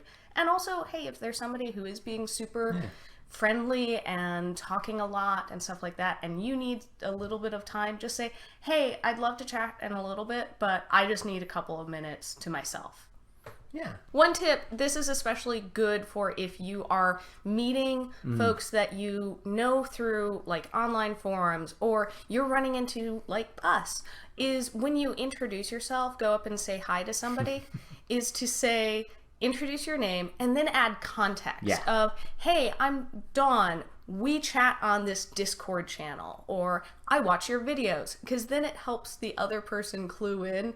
And also, if you do that, then hopefully they will also give some context, because there have definitely been times where I've been chatting with somebody going, how do I know this person? How do I know this person? And then something gets like said, I'm like, oh, right. We're Twitter friends. Okay, but I've only seen this little tiny picture of you. It's the Inigo Montoya rule. Yes. Like, state your name, state the context, give your expectation for the conversation. I'm Inigo Montoya. You killed my father. Prepare to die. Who are you? Context, expectation. My name's Ryan. I watch your show and I really like it. I can't wait to see the next episode, and I wanted to get a selfie. There you go. What else do we think are really good tips for being a good attendee at a convention? So with cosplay, always make sure to ask before taking a photo. Now, a lot of convention centers do have areas that are like taped off as, this is places for cosplayers to go and stand for people to take pictures. So if there's somebody there, I usually like kind of hold up my phone and make eye contact, and they'll nod and I'll take a picture. But if it's somebody just walking around the convention center, ask before you take a photo, and that also goes with non-cosplayers, but maybe celebrities or other folks just ask before you take a picture. A tip that I've got, if you're at one of the conventions that has a lot of games, whether it's a board game or especially with RPGs, is take chances. Take risks. Allow yourself to maybe play in a way that's a little more daring or a little more out there than you normally do in your home game. Your home game, you might be playing for 2, 3, 6 months, 3 years, or something like that. We get really attached to these characters and we want to hold on to them. But most likely at a convention, you're playing this character once for 4 hours. So have fun. Don't do stuff that's going to get the whole party killed or anything like that, but allow yourself to take chances and have a little bit more fun, maybe play a little riskier than you normally would, and lean into that, sure. While still making sure not to like cross any lines with other players at the table. Oh yeah, by playing riskier, I don't mean like bringing up things that are clearly inappropriate, but just, you know, things like running in and be like, oh no, I absolutely will be stealing the crown that's hanging on the side of the throne because no one's looking. Yeah, that. Not like hurt kids. Don't be a jerk. That's clearly not what we mean. Yeah. Or even just playing a different character than you usually do. Yeah. Like, I tend to play a lot of clerics and magic users. So when I go to conventions, I'll try and be like, okay, I'm going to try playing the tank this time. Yeah. Just to get an experience of playing something a little different and seeing, hey, maybe you really like that. And if you don't, it's one game and a couple hours later it's over and you have had that experience. And it's not just about how to make sure you're having a good time, but it's how to be a good con goer in general. You know, if you're having fun and taking risks and not getting upset when things don't go your way, probably the other people at the table, they're going to feel freer to do that. And now not only are you having a good time, but you're helping other people have a good time. And I know that you've said a lot of the times at conventions, that's a big thing, is realize everyone's there to have a good time. Yeah, everyone's there to have a good time and give everybody the benefit of the doubt. Like if somebody bumps into you, It's going to. They're going to. It will, yeah. You know, or, you know, somebody is short with you or something like that. I always just like, hey, it's crowded. People are not getting a lot of sleep. Yeah. They just, something else is going on. I'm not going to take it personally. Yeah, it's one of those things. Everyone's having a good time, or at least they're trying to, but maybe people are tired. Maybe people are stressed. Maybe it's just hot. Maybe they're hungry. Hank and John Green say something. It's awesome all the time. Imagine others complexly. You know, if you have an off day, you know you weren't trying to be mean to anybody. Well, maybe that other person was just having a slightly off day. And you know what? Also, maybe they're just a jerk. But don't let that jerk ruin your good time. Smile, shrug it off, and go to your next game and have a great day. And another tip for when you're playing games is to be mindful of not monopolizing the game. So if you're somebody who tends to talk a lot and tends to kind of take the reins, that's okay, but then also pull other players in. Say like, hey, what is so-and-so doing? Or I'm going to go do this with this other character. So you're kind of pulling them in, but also let other players make their own choices. Don't make the choices for them, but involve everybody at the table. And you're going to have so much more fun if your character is playing with the other characters and not just doing their own thing. And if you notice someone being left out, something that's really cool to do is make sure that you try to specifically include them. Now, maybe they're having a great time by being quiet, but if they just seem to keep getting skipped, maybe try something like if the GM points to you and asks you what you're doing, be like, oh, I know what I want to do with the lever over there, but, David, you had something you were just saying. It sounded like a really good idea. What were you trying to do? Pull someone else in and those kinds of things. And again, it goes back to it. If you're having a good time and helping facilitate others have a good time, everyone then has a really good time. Yeah. All right. So those are our tips on how to be an excellent convention attendee. What are your suggestions on things you can do to improve your own convention experience as well as the other attendees' experiences? Yeah, as well as don't forget to check out some of our convention survival guides, things to pack and ways to help plan. Convention season is absolutely upon us, and I hope that we get to see a bunch of you at the next one. We're going to be at Gen Con in August, so if you see us, come, say hi.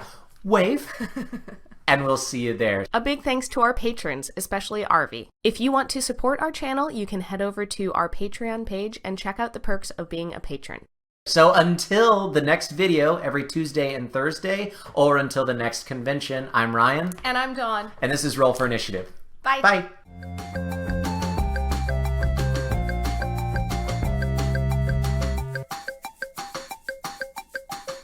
I said that weird wristwatch.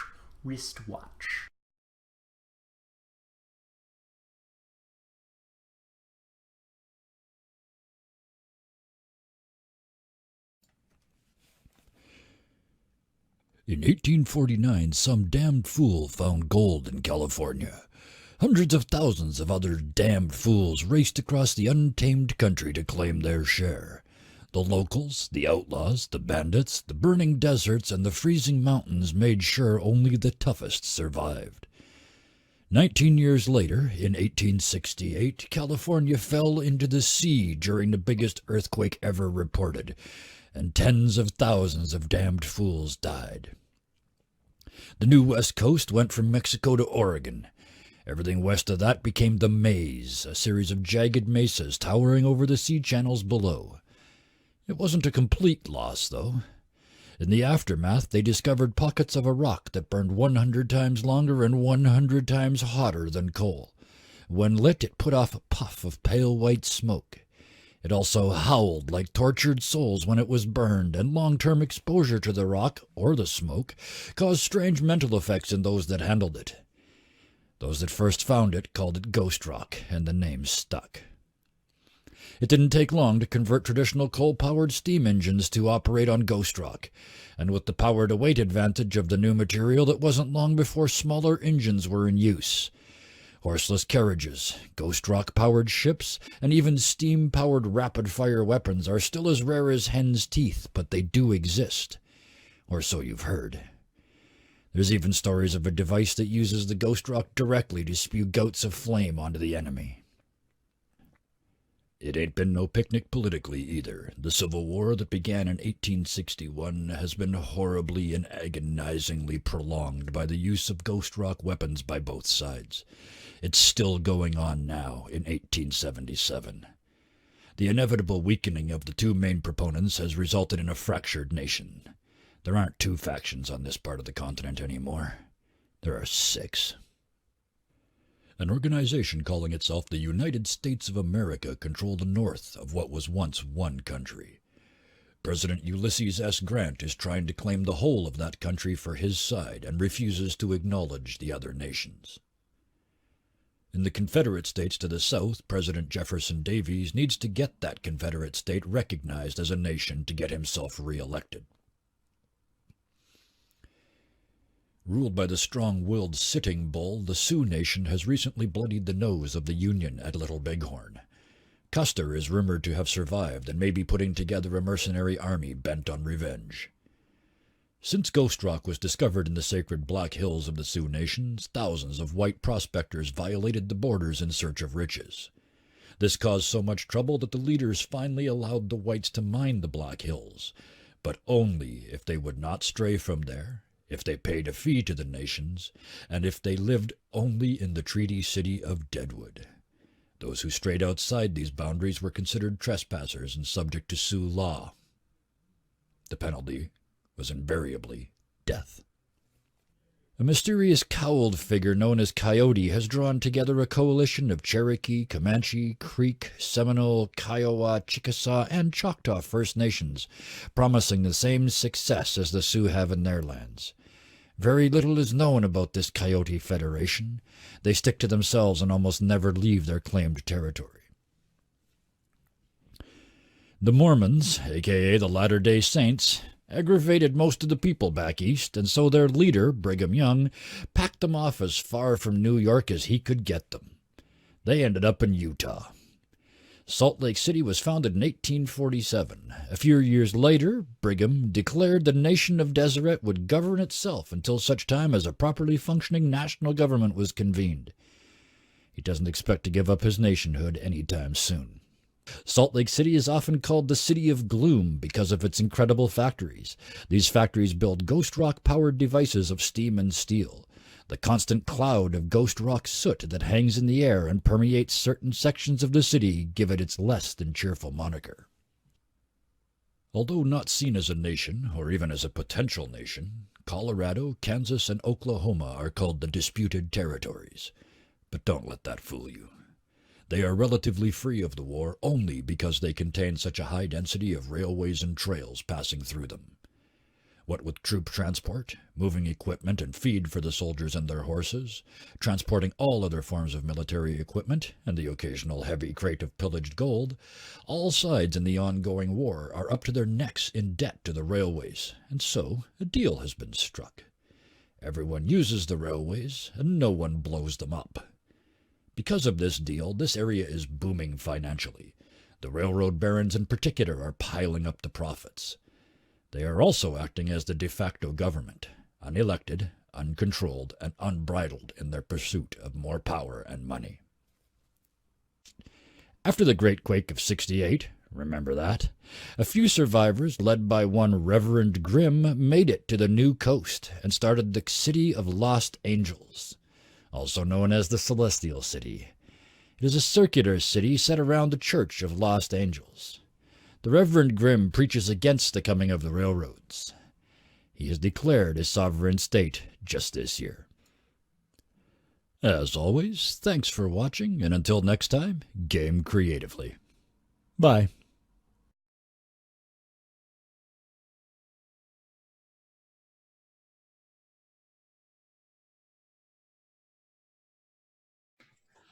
All right, kiddies. First of all, sorry about that little audio hiccup earlier. I've been moving things around and cleaning a bit. My caseworker, Karen, is coming for a home visit soon. I want to make sure everything's tidy. But we got everything sorted out, so we're ready to get back and see what happens on these wacky campus antics on Too Many Warlocks.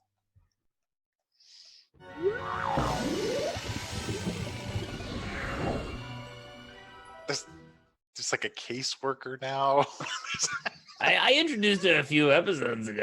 Did you? I must. Name even. He's still on his first worker. Oh wow. Okay. Well, I mean, as far as since this show's begun. But sure. Yeah. Okay. Look, we can't talk about this all day. So when last we left our heroes, they had encountered a very enthusiastic young girl named Catherine, who professes to know this Mr. Penn Wright from his days at school. And she is going to be performing a stand-up routine at the Candlekeep Inn tonight. And she had to go take a breather because things were too exciting. So she went and removed herself from the situation so she could take a breath. And this leaves Richard and Penn on their own, and they are joined shortly by Key3 and Guy, who find them very quickly because they're in the same area. Oh, wow. That was. I just am looking to where she walked off, and I'm just like, that's interesting. And I'm just not even like there because so much is happening for Penn right now. Hey, Penn, I found something you might be interested in, and I'll hand over the piece of paper that has the Ghost Army written on Ooh, it. and I peruse it, and I see these rituals, and I'm just like, this is awesome. I was like, was this a note somewhere? Did you find a book? It was in the restricted section in necromancy rituals. Can we take books out of there? Can we do that? I don't know. I was worried some kind of like the eye on the door or something would like zap me or something. Okay. Also, there was an eye on the door that like looked at the thing. Do you have an eye on your book? Yes. Is that not? Can I do an Arcana check to see if that's just like standard magic stuff? Sure. Because I feel like that could just be like a lot of people would use eyes as scanners, because it is what it is. Oof. I don't know. Can I do a check? It could be. I can go compare. Actually, anyone can do a check. You can play Dungeons and Dragons as much as you like. Yeah, you know about as well. I mean, it sounds right. It sounds like that sounds normal. I'm still not fully convinced by this Arcana check, but I'll be like, here, let me, if I may, could I borrow the pass, and I will attempt to remove said books, and I will actually give you a book you were interested in the meantime to peruse. Oh, really? Yes. I hand out books to each person. I give Guy Divine Comedy. I give Miss Key 3 the Tea Leaf. I forget the title. It was like the under beginnings of the Tea Leaf Circus. And then I get, Richard already knows what he's got, so I leave his on the cart. And then here's what I found. This was it. Your family's in performing, apparently. That must be a different family. It's the only... Tea Leaf is not a name I've ever heard before. Not that I would, but you always talk about the Tea Leaf clan, and you always talk about, having notoriety, so I don't... Why wouldn't this be? I mean, I'll look it over. And I just kind of look, and I'm like, okay, can I have the pass? And I just kind of hold over the pass.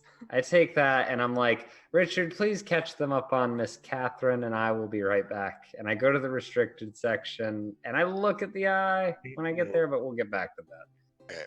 First thing you need to know, Guy, is that she is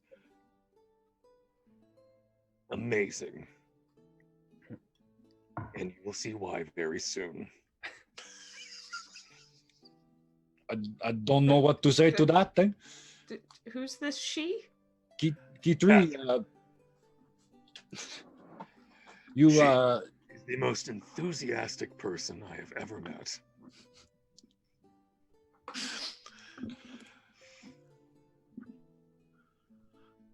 And she's doing stand-up tonight. Oh. So, Guy, maybe after the show you could give her some pointers?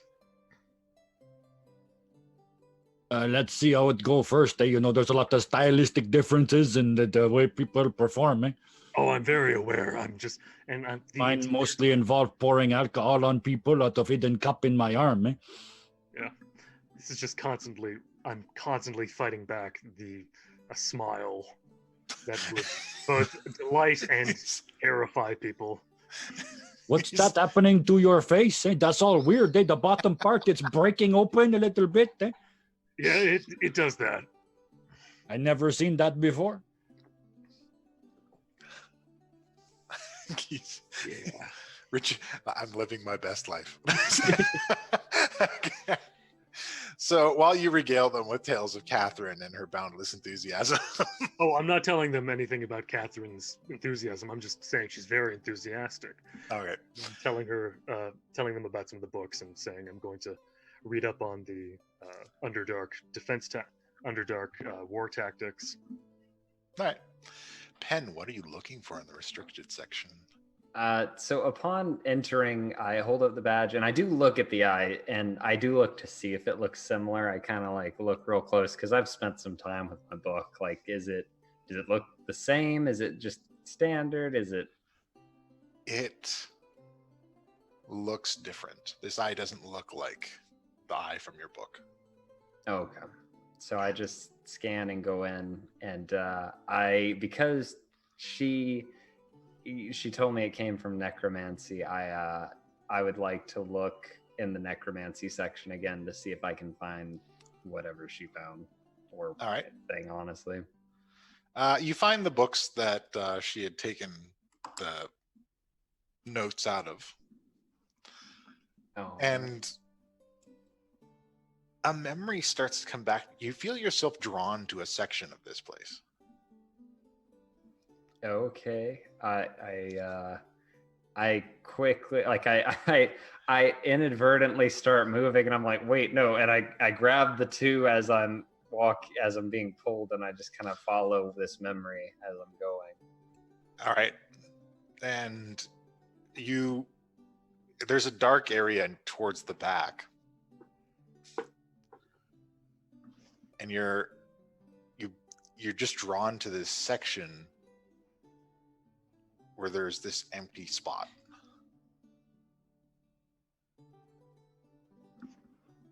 I look at it and because I'm getting weird feelings and because it's just been that sort of day, I pull out my grimoire and look at it and kind of compare and look to see if it's about the size.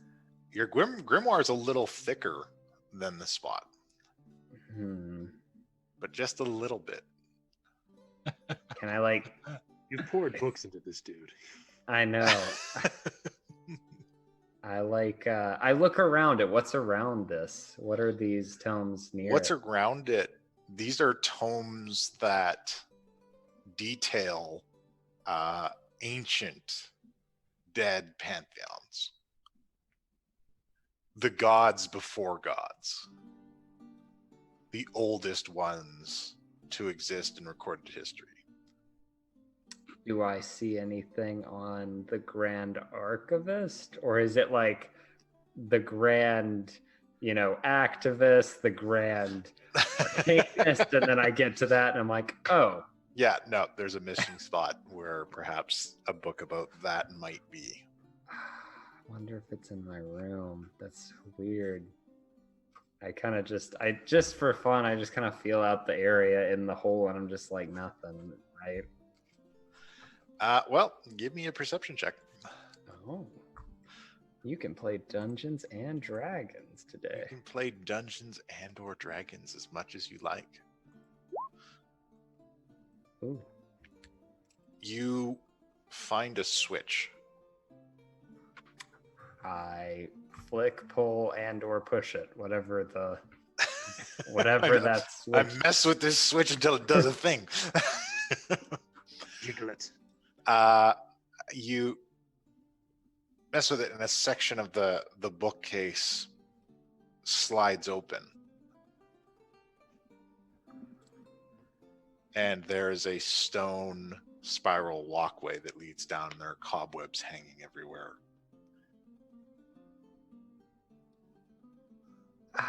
And I look around and I think to myself, just one thing for me. And I walk through. All right. I walk down. And can I shut it behind me?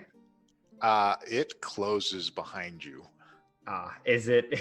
And now for the second more important question, I look around. Is it like smooth now? Is there another button or? It is smooth now. There's no other button there. Oof. All right, we are in it now. And I pull out my grimoire and I look at it to see if the eye or anything's doing anything weird. I'm just like holding it in my hand. The eye is open.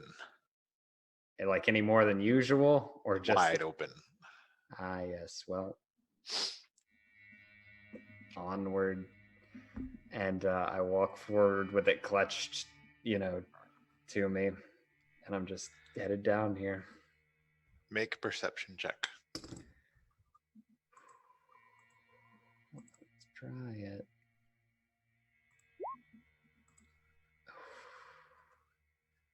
What'd you get?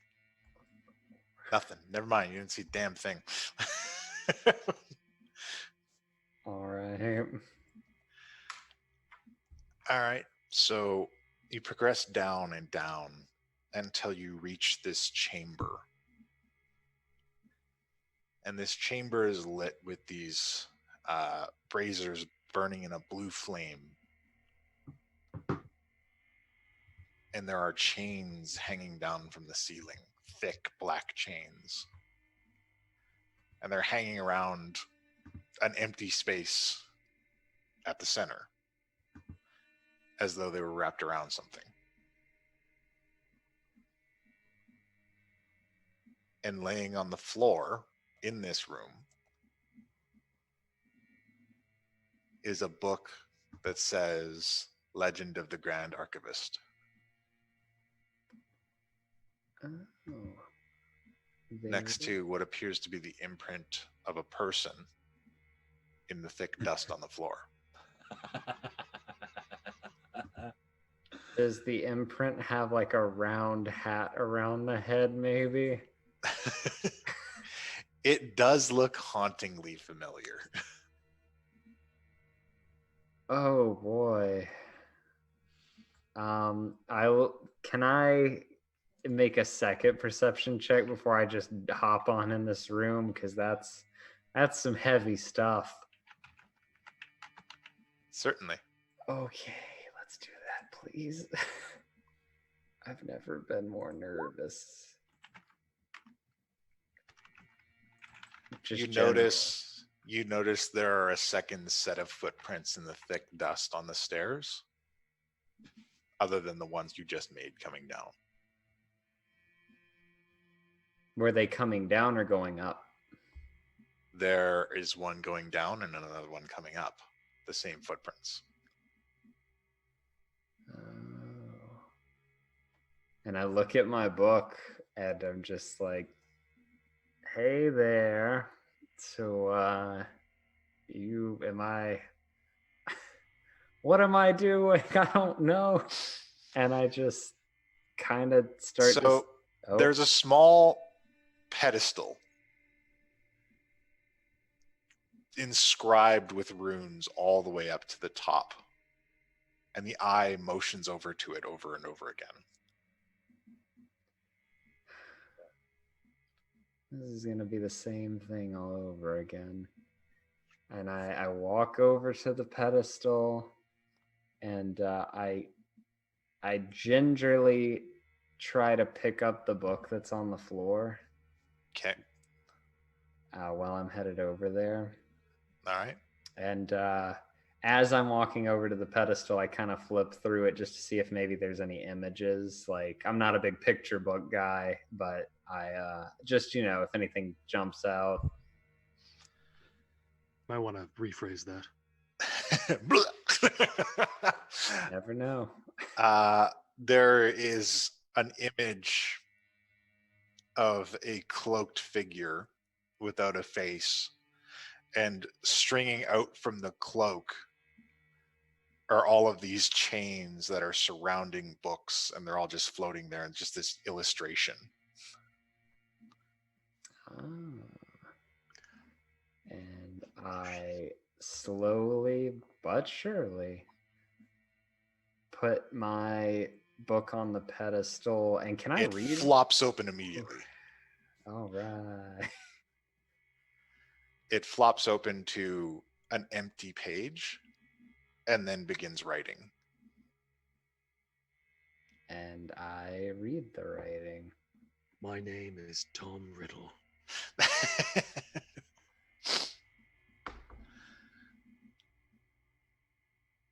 Long ago, before the mortal races, before the civilizations, before the land that is known by the ones who live now, there were embodiments of all things. The Grand Archivist, one of the old ones, sought to catalog everything, to absorb all knowledge that existed in this world as it grew and changed. The acquisition of this knowledge drew jealousy from the other elder gods, and they sought to bind him. He was ambushed and sealed away.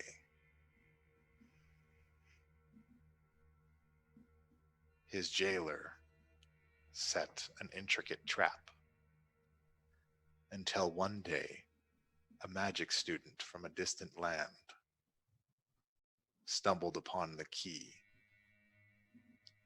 to his prison. The Grand Archivist forged a bond with this student, but before it could be solidified, his jailer hijacked the body of his new champion, stole him away, and wiped his memories.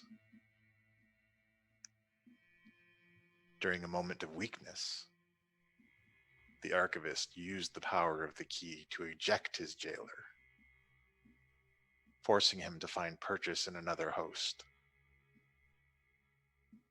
But he was unable to save his champion's memories. His power is waning. He hopes that his champion will rescue him soon.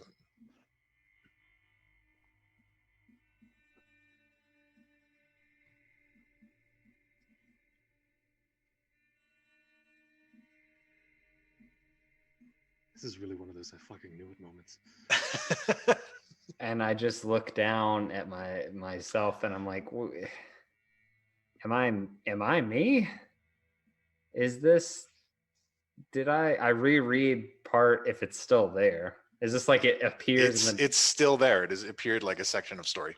I reread it to make sure I read that correctly. Did it say I was something else and then I was put into a host body? No. Okay. I was confused for a second.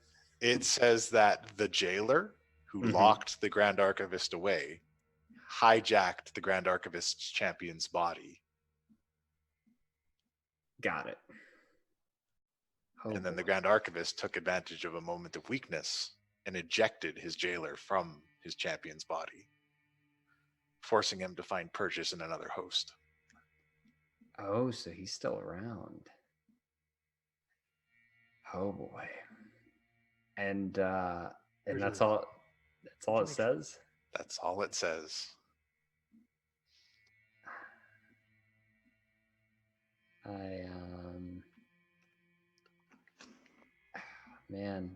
I guess I look around and I reach out with awakened mind towards the book.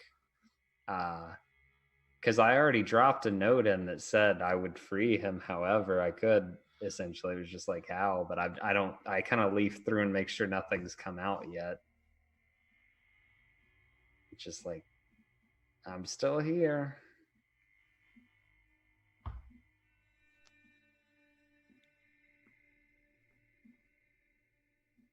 Silence. Oh boy. All right. Then you get a flash of a dark place in your mind, rattling chains. The book floats open to another open page. Darkest dungeon, release me, release me, release me, release me, release me, release me, scrolling across again and again. Okay. Just tell me where. That's all I need. I can find it. I'm sure my research notes are here somewhere. I'm sure. Find the dungeon, use the key, and then it stops. The key. Okay. And I try to take the book if it's still okay. Yep. You pick it up, it's still a book. I close it and I hug it. Deep breaths. And I put it in my bag and I take one more look around the room just to make sure there's nothing. Because assumably the last time I was here was when I was running out of my mind because I couldn't remember anything. Did I maybe drop anything? Is there anything on the floor or would that have come up? Okay. From what the book said, it occurs to you that perhaps the person who walked out of here was merely piloting your body. Oh, wow. I wonder how long that was going on for. Weird. Oh, weird. I don't like that. That's weird. Okay. I'm going to try to think back to the first memory I had, because the first memory I had was being curled up on the floor in this place, I thought. And then I left. But was that me? I don't know. Now I'm confused. Oh, there's more to the story. Okay. Well, I close up my book, put it in my bag. If I'm wearing a belt, I'm gonna take it off and do the old belt around the book thing just in case, because I'm about to be leaving here with a lot of books. So I put my belt around my book to keep it shut. I'm like, I love you. This is just super important for the longer scheme of fixing all of this, but I'm still gonna do it. Just okay. Put him in my bag. Take the book about the Grand Archivist and put that in my bag and then head up. Oh, I guess I'll follow the footsteps up the staircase because I don't remember how to get out of here, but all right, follow the steps. You get to the top And there's that wall of bookshelf. Okay, do I see? I'm gonna try to line my feet up wherever the other feet leaving were, and just kind of look in that general. It looked like the footprints look like you put 1 foot forward and 1 foot back. All right, so I did that. Then maybe I do that, and then I kind of maybe push a little bit. You push, and then it creaks, and then clicks, and then begins to slide out of the way. Okay. And I really carefully poke my head out and look to see if there's anybody there. No one around. I close the bookshelf. And then just because I'm going to kind of like go back and do that thing where like I even the space between all the books. So there's no like defined gap. It's all just even all the way across. All right. So it doesn't really look like there's anything missing, but maybe there is. Who knows? Who knows? And then I'm gonna make sure I grabbed those 2 necromancy tomes. I grabbed them on my way, but I want to make sure I still have them. All right. And then I'm gonna stroll out the door. And as I'm about to push out, I like straighten my hat, take a deep breath. Okay. And then I am out the door. All right. And you make it back out with your friends are waiting outside for you. I got the books. Took you a while. There were so many in there, and I just tempted to grab more. And I'm visibly just trailing off. I just remembered a lot of things in there. This place is full of memories, and it's a lot. It's a lot to take in. It's a lot of remembering. So I just did a small perception check to see if I could see if he was hiding anything. Yeah, that's a low number. Nothing. You see nothing. I'm being honest with you all. I'm just mean that you're not hiding something. Oh yeah, no. I'm just saying, like, if it wouldn't be hard to tell, like, just if you have watched me as a person. There's very clearly I'm bothered by something. Yeah, he's clearly not 100% right now. And it's more just the fact that I want, out of character, I want to say something, but at the same time, it's like, this is just one of those things that I have so few things that just I know about me anymore. So I'm just like, yeah, well, we can talk about it later. But I got the 2 books, Advanced Necromancy, yada yada, and again, Ritual. I will say shush. If I remember correctly, you don't sign out none of these books. Maybe we don't talk about them right in the lobby of the library. It's fine, nobody. Just in case. How about I will, with awakened mind, maybe tell us about it this way? And I reach out to all 3 of them, and I'm just like, I got the 2 necromancy tomes. I looked around a bit, such and such. So we have that. We have Catherine's stand up to go see, and I still have to find my Professor Dark Whisper whenever I get a moment, but I have a feeling Kat might have an answer to that. No rhyme intended. And your room. Oh, and my room. She also might know where that is, for all I know. So I think it all starts with her. It might all end with her. Do you think she's been to your room? He turns red because that's not something he would have even. Oh. I don't really feel that way about anyone normally. Not that way. I'm capable of feeling closeness and emotional feelings, but I don't generally get.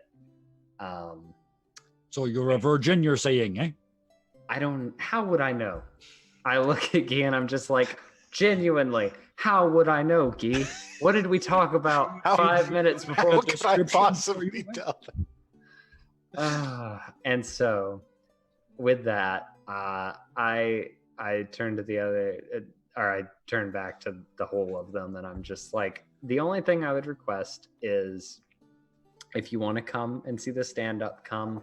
But the conversation afterward, I would like to have alone, because as I respect, your various sharings with me, this will be the first time I've heard most of this information. And while I will happily share it with you, most likely, I still believe that is my choice. And I do believe that, I would like to hear about it first alone, if that, For sure, but it's only like the middle of the afternoon. Why don't you go to your room, eh? I mean, they told you where it is. Did they? I mean, look, between the loitering, it's getting towards the evening. You guys have been kind of spending the day at the library. Okay. So yeah, how about we start with her, and then we'll see my professor in my room after that. And Guy, I'm sure they have ale. Yeah, I got one more thing I got to do before that, eh? And I go back to the original librarian lady, the one that I left it out with. Yep. To see if she got the ink off. Oh yeah, I did actually. So I can read it. Yeah. Here you go. Well, that's wonderful, eh? Thank you very much, eh? No problem. And I read it in front of her. Look back up at her. Go, does that bottom part sound to you like someone who's about to do something kind of desperately dangerous? I don't know. Maybe if I knew them better. Of course, eh? Of course, I'm putting on new things that, sorry, okay, for sure, thank you about this, eh? The 5 gold is enough, eh? That covered, no problem. That's plenty. It's kind of a hobby of mine. That sounds like a very interesting hobby, eh? But I have to go, eh? All right. I turned to Key3 before we round the corner. Like, I assumed Guy kind of ran ahead, but before we round the corner, I turned to Key3 and asked, if you put something into the bag of holding, can you readily reacquire it? Yeah, you just have to think about it. Perfect. I believe these would be best in there, and I hand her the 2 assumably black tomes. Put them. Please be hot pink. They're like pastel. Like, you want to know if something's coming out of the restricted section. Yeah. Just saying. I will slip them into the bags of holding. All right. So I pull my card up with, at this point, I turn, when we catch back up to Guy, I look at Guy and I'm like, so do you want the Divine Comedy? I'm checking all these out. It was more just to try to find something of interest for you. Oh, for sure. I will read that day. Maybe there's some funny stuff in there. All right. So I take it But from on him. on the way back, there was just one more sentence, basically. As he's putting the letter away in his backpack, he kind of mutters to himself, I mutter to myself, oh, Lilith Singer, if that is your real name, oh, you are already brave. You have nothing to prove, eh? Did he say that? Don't do nothing stupid, eh? He's just muttering this to himself. Just to himself as he's sliding the letter into his backpack. Yeah. I'm going to slide the fate. Feeling responsible for something. If I can, well, no one's really paying attention and paying more attention to Guy. I'm going to slide the Fey tome off. Okay. Just kind of politely ask Key3 to put it into the bag of holding. Slide it into the bag of holding. right. Along with the tea leaf book. Here's the best part. I'm the one that was keeping track of where all these books were because I have to check them out. So as soon as I am going up there and I'm looking and I'm like, I turn around and look at you two and I'm like, do you want those books still? They were. Oh, no. I don't need it. All right. She's stamping all the books and getting you guys checked out. All right. And Richard, you don't want the Fey book? I know what I need to know about Fey Lords. Okay. Well, at least it's not under my name. And I turn around and I check out those and I ask about. I'm like, so I am in a. I'm currently, because I was not enrolled here, I actually enrolled in a program, maybe almost like a study abroad program within studying abroad, I guess. So I'm actually studying at the Avalon Knights Academy. with their arcane association there. Oh. I wished to ask, one, is there a way to do mail-in renewals on books? And what is the renewal policy? What's the timeline? You can do Into mail-in library mode? renewals. You can do mail-in renewals if you'd like. Okay. As a student, you are free until the end of semester. At the end of semester, we ask that you return all books. Okay. As semester hasn't... Ooh, thank you for the follow. Thank you so much. Welcome to the Academy. Thank you. Thank you. As the semester hasn't started, Excellent. would it be at the end of next semester? Or Yes. Okay. I will keep that in mind. Second question. I know that you're just the librarian. No offense, that's a prestigious role.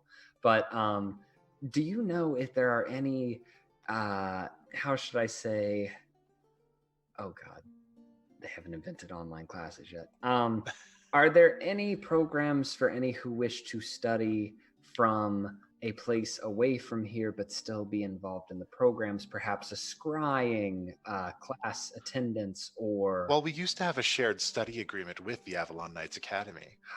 Oh. Any chance we can renew that? Students could take a portion of their courses here and then actually take their active learning courses at the Avalon Knights Academy. They would do the theory here, and then they would do the field work out at the academy. Well, I've actually been working at the academy for quite some time. Do you know who I would need to get to document these credits to? Well, the original contract has since lapsed, but if you are looking to take on students again, I can give you the accreditation forms. Oh, yes. We are more than happy to go ahead and get those forms working. She reaches in, pulls out like this bundle of papers. Thump. Yeah, Penn, I'll take those. Please fill it out completely and then send it back, and then we'll let you know when your accreditation is fulfilled. Perfect. Thank you. And just out of curiosity, any credits I may be earning currently there, would they still be viable once our accreditation? Once the paperwork is filed, then we may find some transferable credits for you. You'd need somebody at the academy to sign off. Oh, of course. I've been studying under the best there. Other than here, of course, my alma mater. Oh, of course. They were quite prestigious. It was why we were able to get the agreement in the first place. Of course. All right. Well, we will fill that out. And then I will have these back by the end of the semester, and I will be mailing you in the meantime for renewals. Very well. All right. I turn to the others. I'm like, you ready to go see some stand-up? Yeah. It's going to be fantastic. Richard, do you want to put those, and I kind of point at Q3, I'm like, you don't want to be lugging those around, do you? For these, pretty much picked them up because I'm going to do them at the stand-up show. Oh, that's a lot of paperwork, Richard. I don't even know if we have the right information. Do you even have a quill? I think by do them, he means turn them into compost. Hey, I need my credits. This is important to me now that I know it's a thing. For the 3 weeks you've been at the academy? I don't exactly have a quill, but I have some charcoal and other writing implements. All right. Well, just save any of the official stuff for, either Calazar or Cookie. And I kind of pause, and I'm like, yeah. And I think Calazar is your best bet. But... yeah, for now. And then I head on out the door. Ready to go hear some stand-up from my best friend. All right. So you walk in. You all walk in, and she's actually already performing. Over late. She's up. She's just standing straight up on a stage. Knock, knock. Somebody Who is says, there? Fireball. I look at Guy. Fireball who? Fireball anyone who didn't roll higher than 12 on their dex save. and I use prestidigitation to make tiny black fireworks go off around her head. Just. So I tried to study abjuration magic, but I had to stop. All the books are on the bottom shelf, and people kept getting a peek at my moonstones.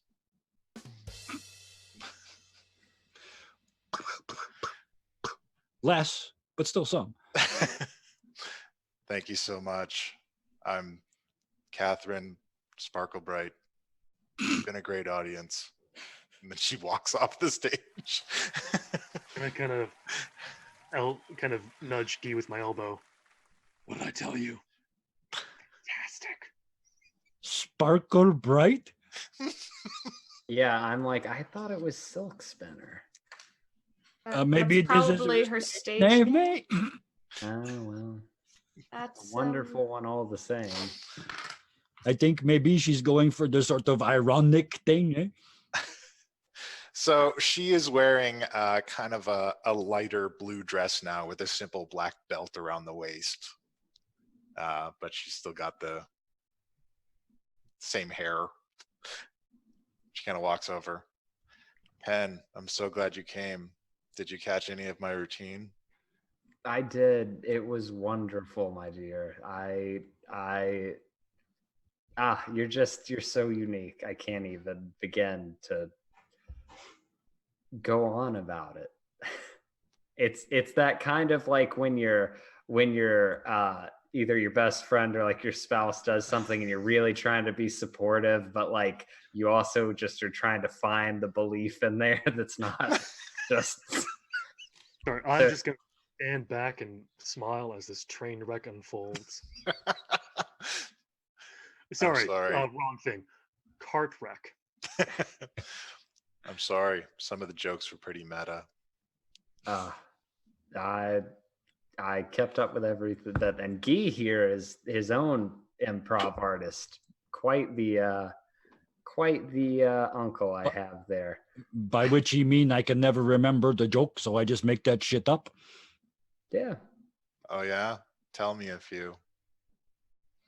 Hey, buy me a few, I'll tell you many, eh? Ha, that's hilarious. You see, yeah, you got even that it was a joke, eh? I like you very much, eh? Penn, buy her a drink, eh? Well, Penn, of course. your friends are so nice. I'm glad you didn't die when you disappeared. Yeah, about that. And I grow like a bushel of flowers just off of me. For the magnificent performance.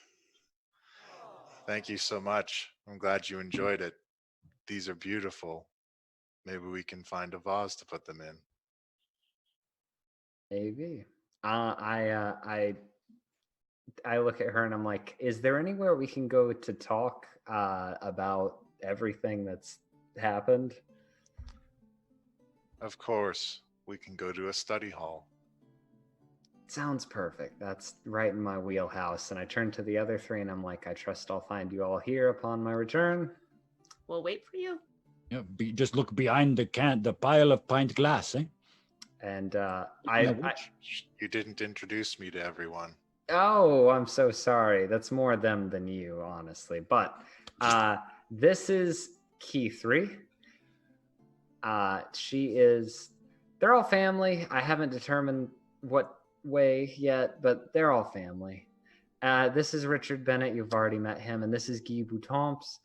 They're all wonderful people, but, you know, who has the time? And I'm ushering her out the door before they could say too much. And I flip a gold. It's a pleasure to meet all of you.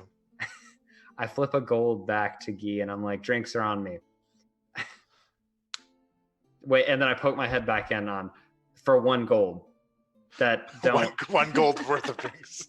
Yeah, don't precisely one gold half worth of the drinks. first round is on you. Go big spender, right? And then fine, I throw 2 more back, so it's 1 for each. All right, so that's 3, and then I push her out. And as we're leaving, I'm like, I'm so sorry. They're wonderful, but they could be a bit much.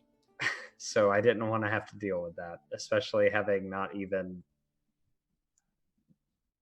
So much has happened, even just today. They seem really nice. I was really excited to meet them. I see you've gone on some interesting journeys when you disappeared. And I will regale all of them to you, my friend, but I can't wait to hear it. how have you been? How have things been? You must be, if it was 2 years ago I disappeared, you'd have to be on your junior year, perhaps? I forget how school here, the years work. I've acquired 2 doctorates in the time that you've been away. Oh, wow. Penn's feeling emotions he didn't know he could feel. 2 doctorates. That's... You're,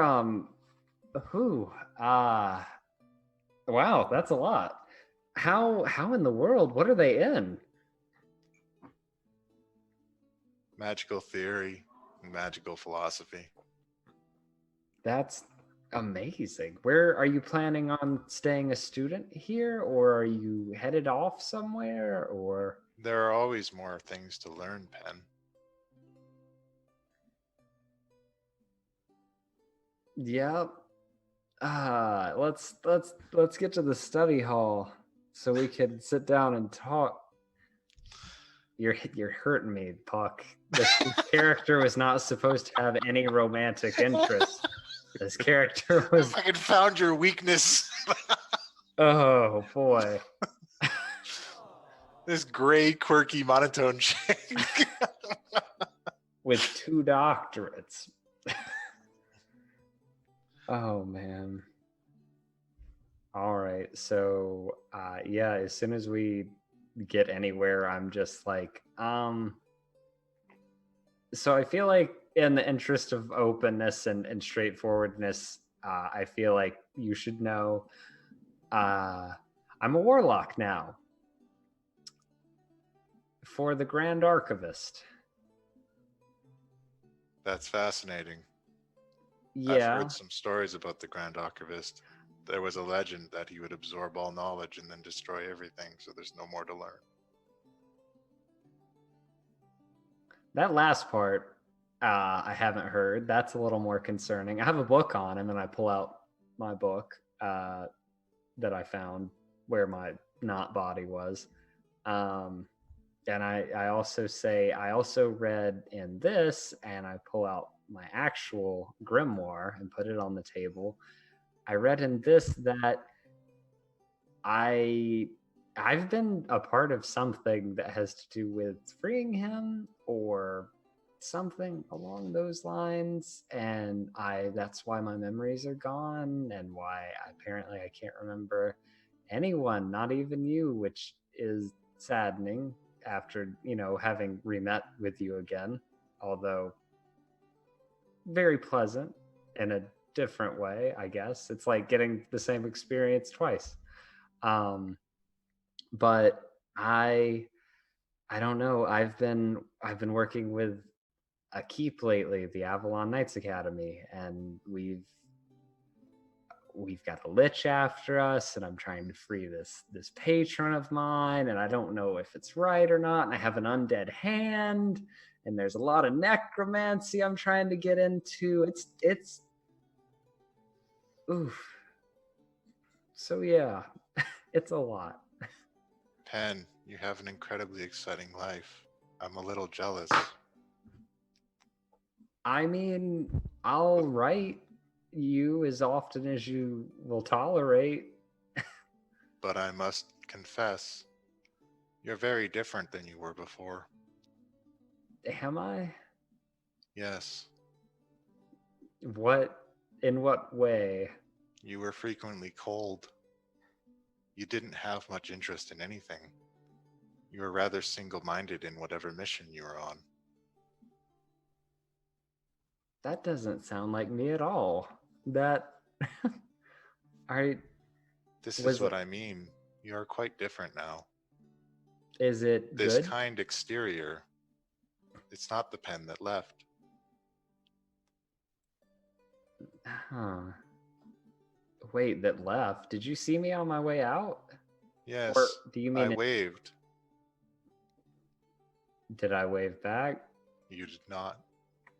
I am so sorry. And I open my grimoire to that part where it had written out everything about the jailer and whatever. Is that still there or is that gone? That's still there. I open that and I put it in front of her, and as she's looking over it, I explain, I don't think I was me temporarily. This is interesting. I wonder who was piloting your body and where they might be now. I don't know.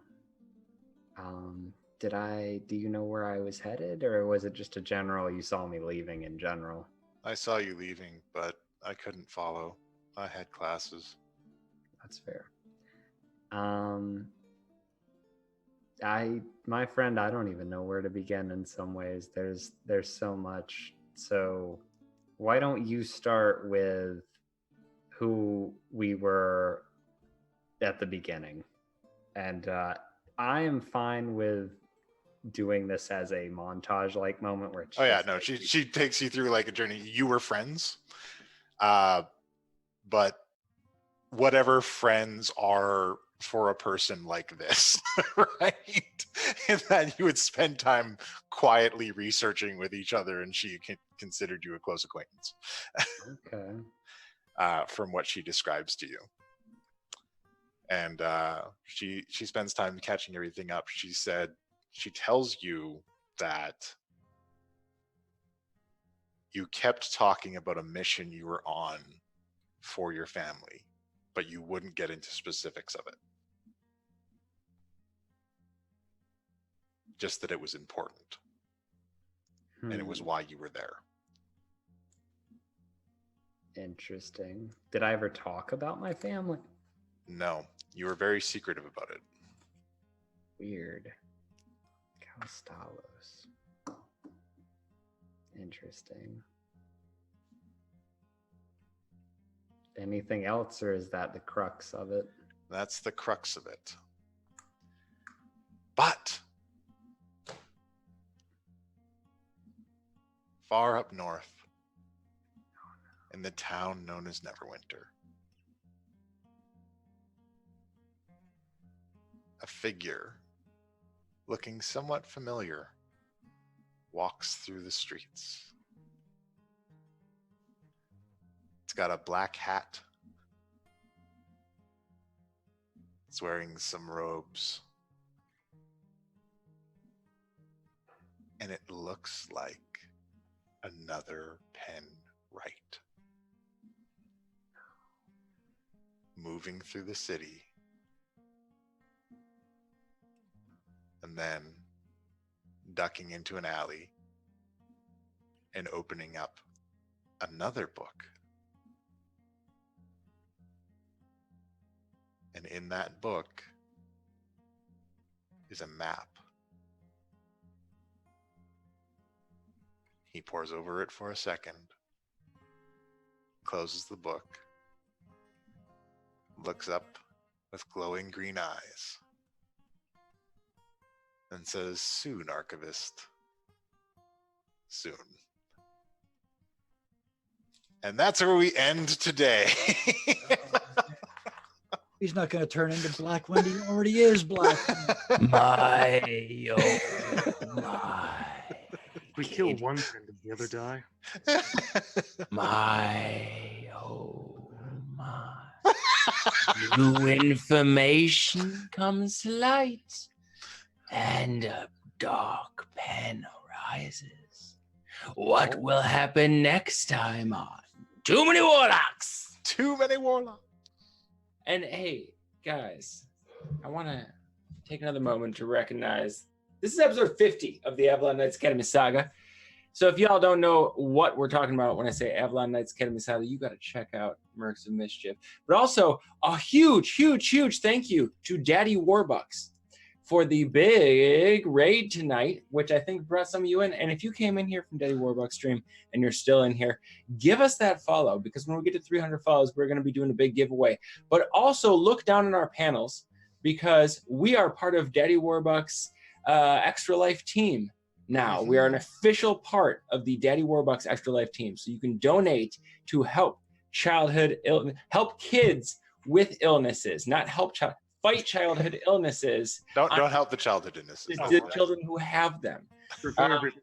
By joining us. Inner Lich was showing there. Yeah. Yeah. I'm reformed, I swear. Yeah. So yes, wanted to give that big shout out to Daddy Warbucks, and we'll let our masterful DM do his thing, close out the show. All right. Well, thank you so much for joining us again today. Like our lovely producer was telling us, if you want to follow our exploits, give us a follow on there, and definitely check out our Facebook page, check out our Discord to keep track of everything that goes on with Mercs of Mischief and our channel. And a couple announcements going on. Gen Con is happening this weekend, and if you want to see Miss Keithry Tea Leaf at Gen Con, she will be there.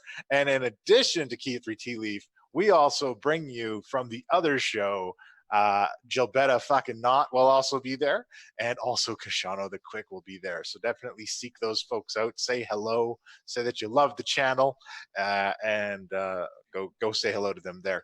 And if you should ask around to the right individuals, you may have a chance to meet yours truly. Yes, in fact, perhaps even that person, this mysterious voice, will also be there. I'm not mysterious. You have all of my paperwork in HR. My name is Leonard Litch, and You're ruining the mystery. For over 4 months. Fine. It's actually been working for the company longer than any of the Warlocks, which is weird. Right? So also, we will be launching next week on Tuesday. We'll be launching our brand new Deadlands game, so definitely keep an eye out for that. And be sure to watch our Mercs of Mischief show on Sundays. And also, all of these fine people that you see splayed out before you are content creators in their own right, and I'm very lucky Dungeon Master to be working with them. And we take this small moment here for all these content creators to talk about the cool shit that they're doing. And we will start in no particular order. Keithry, what do you got for me? Thursday we put out our board games we're looking to pick up at Gen Con, and tomorrow is another gaming type video, so keep an eye out for that. Exciting. Love it. Richard, you started a new blog. Yeah, and I will try to post, I or someone will post the link to the chat. I actually finally got my own domain for it. There you go. .blogspot.com. So in just a moment, I'll actually type that into the chat. Perfect. Yeah, no, I haven't added anything to it as of the last little while. I am currently reworking the Memoirs of Richard bit, because I looked at them a little while ago and I thought, man, what a piece of crap. Classic writer, never satisfied. Okay. Starting from scratch, and you will get to see all of it. And I'm working much faster than I was before. But it is also, the first thing is a few pages, is like 4, almost 5 pages long. So be sure to check out the Memoirs of Richard on Richard's brand new blog, and we'll throw those links up for you. Penn, what are you up to? What's going on with Noctum Sky these days?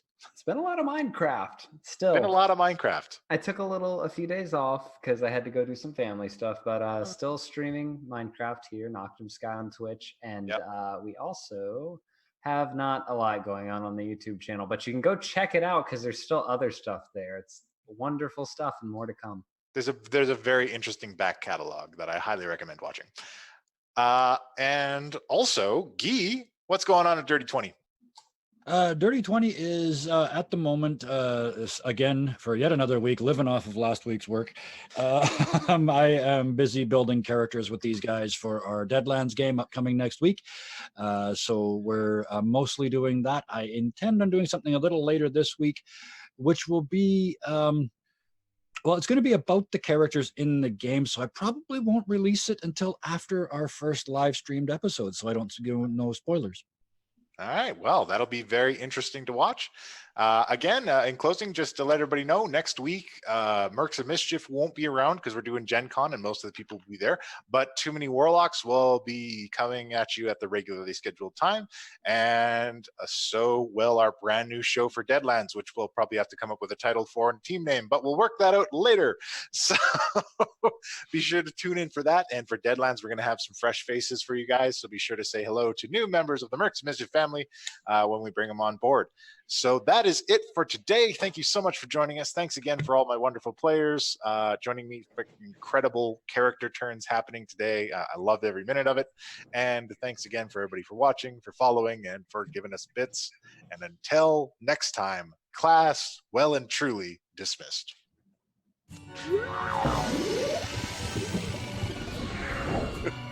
Now stay tuned for the raid as we dive into the Goblin Cave.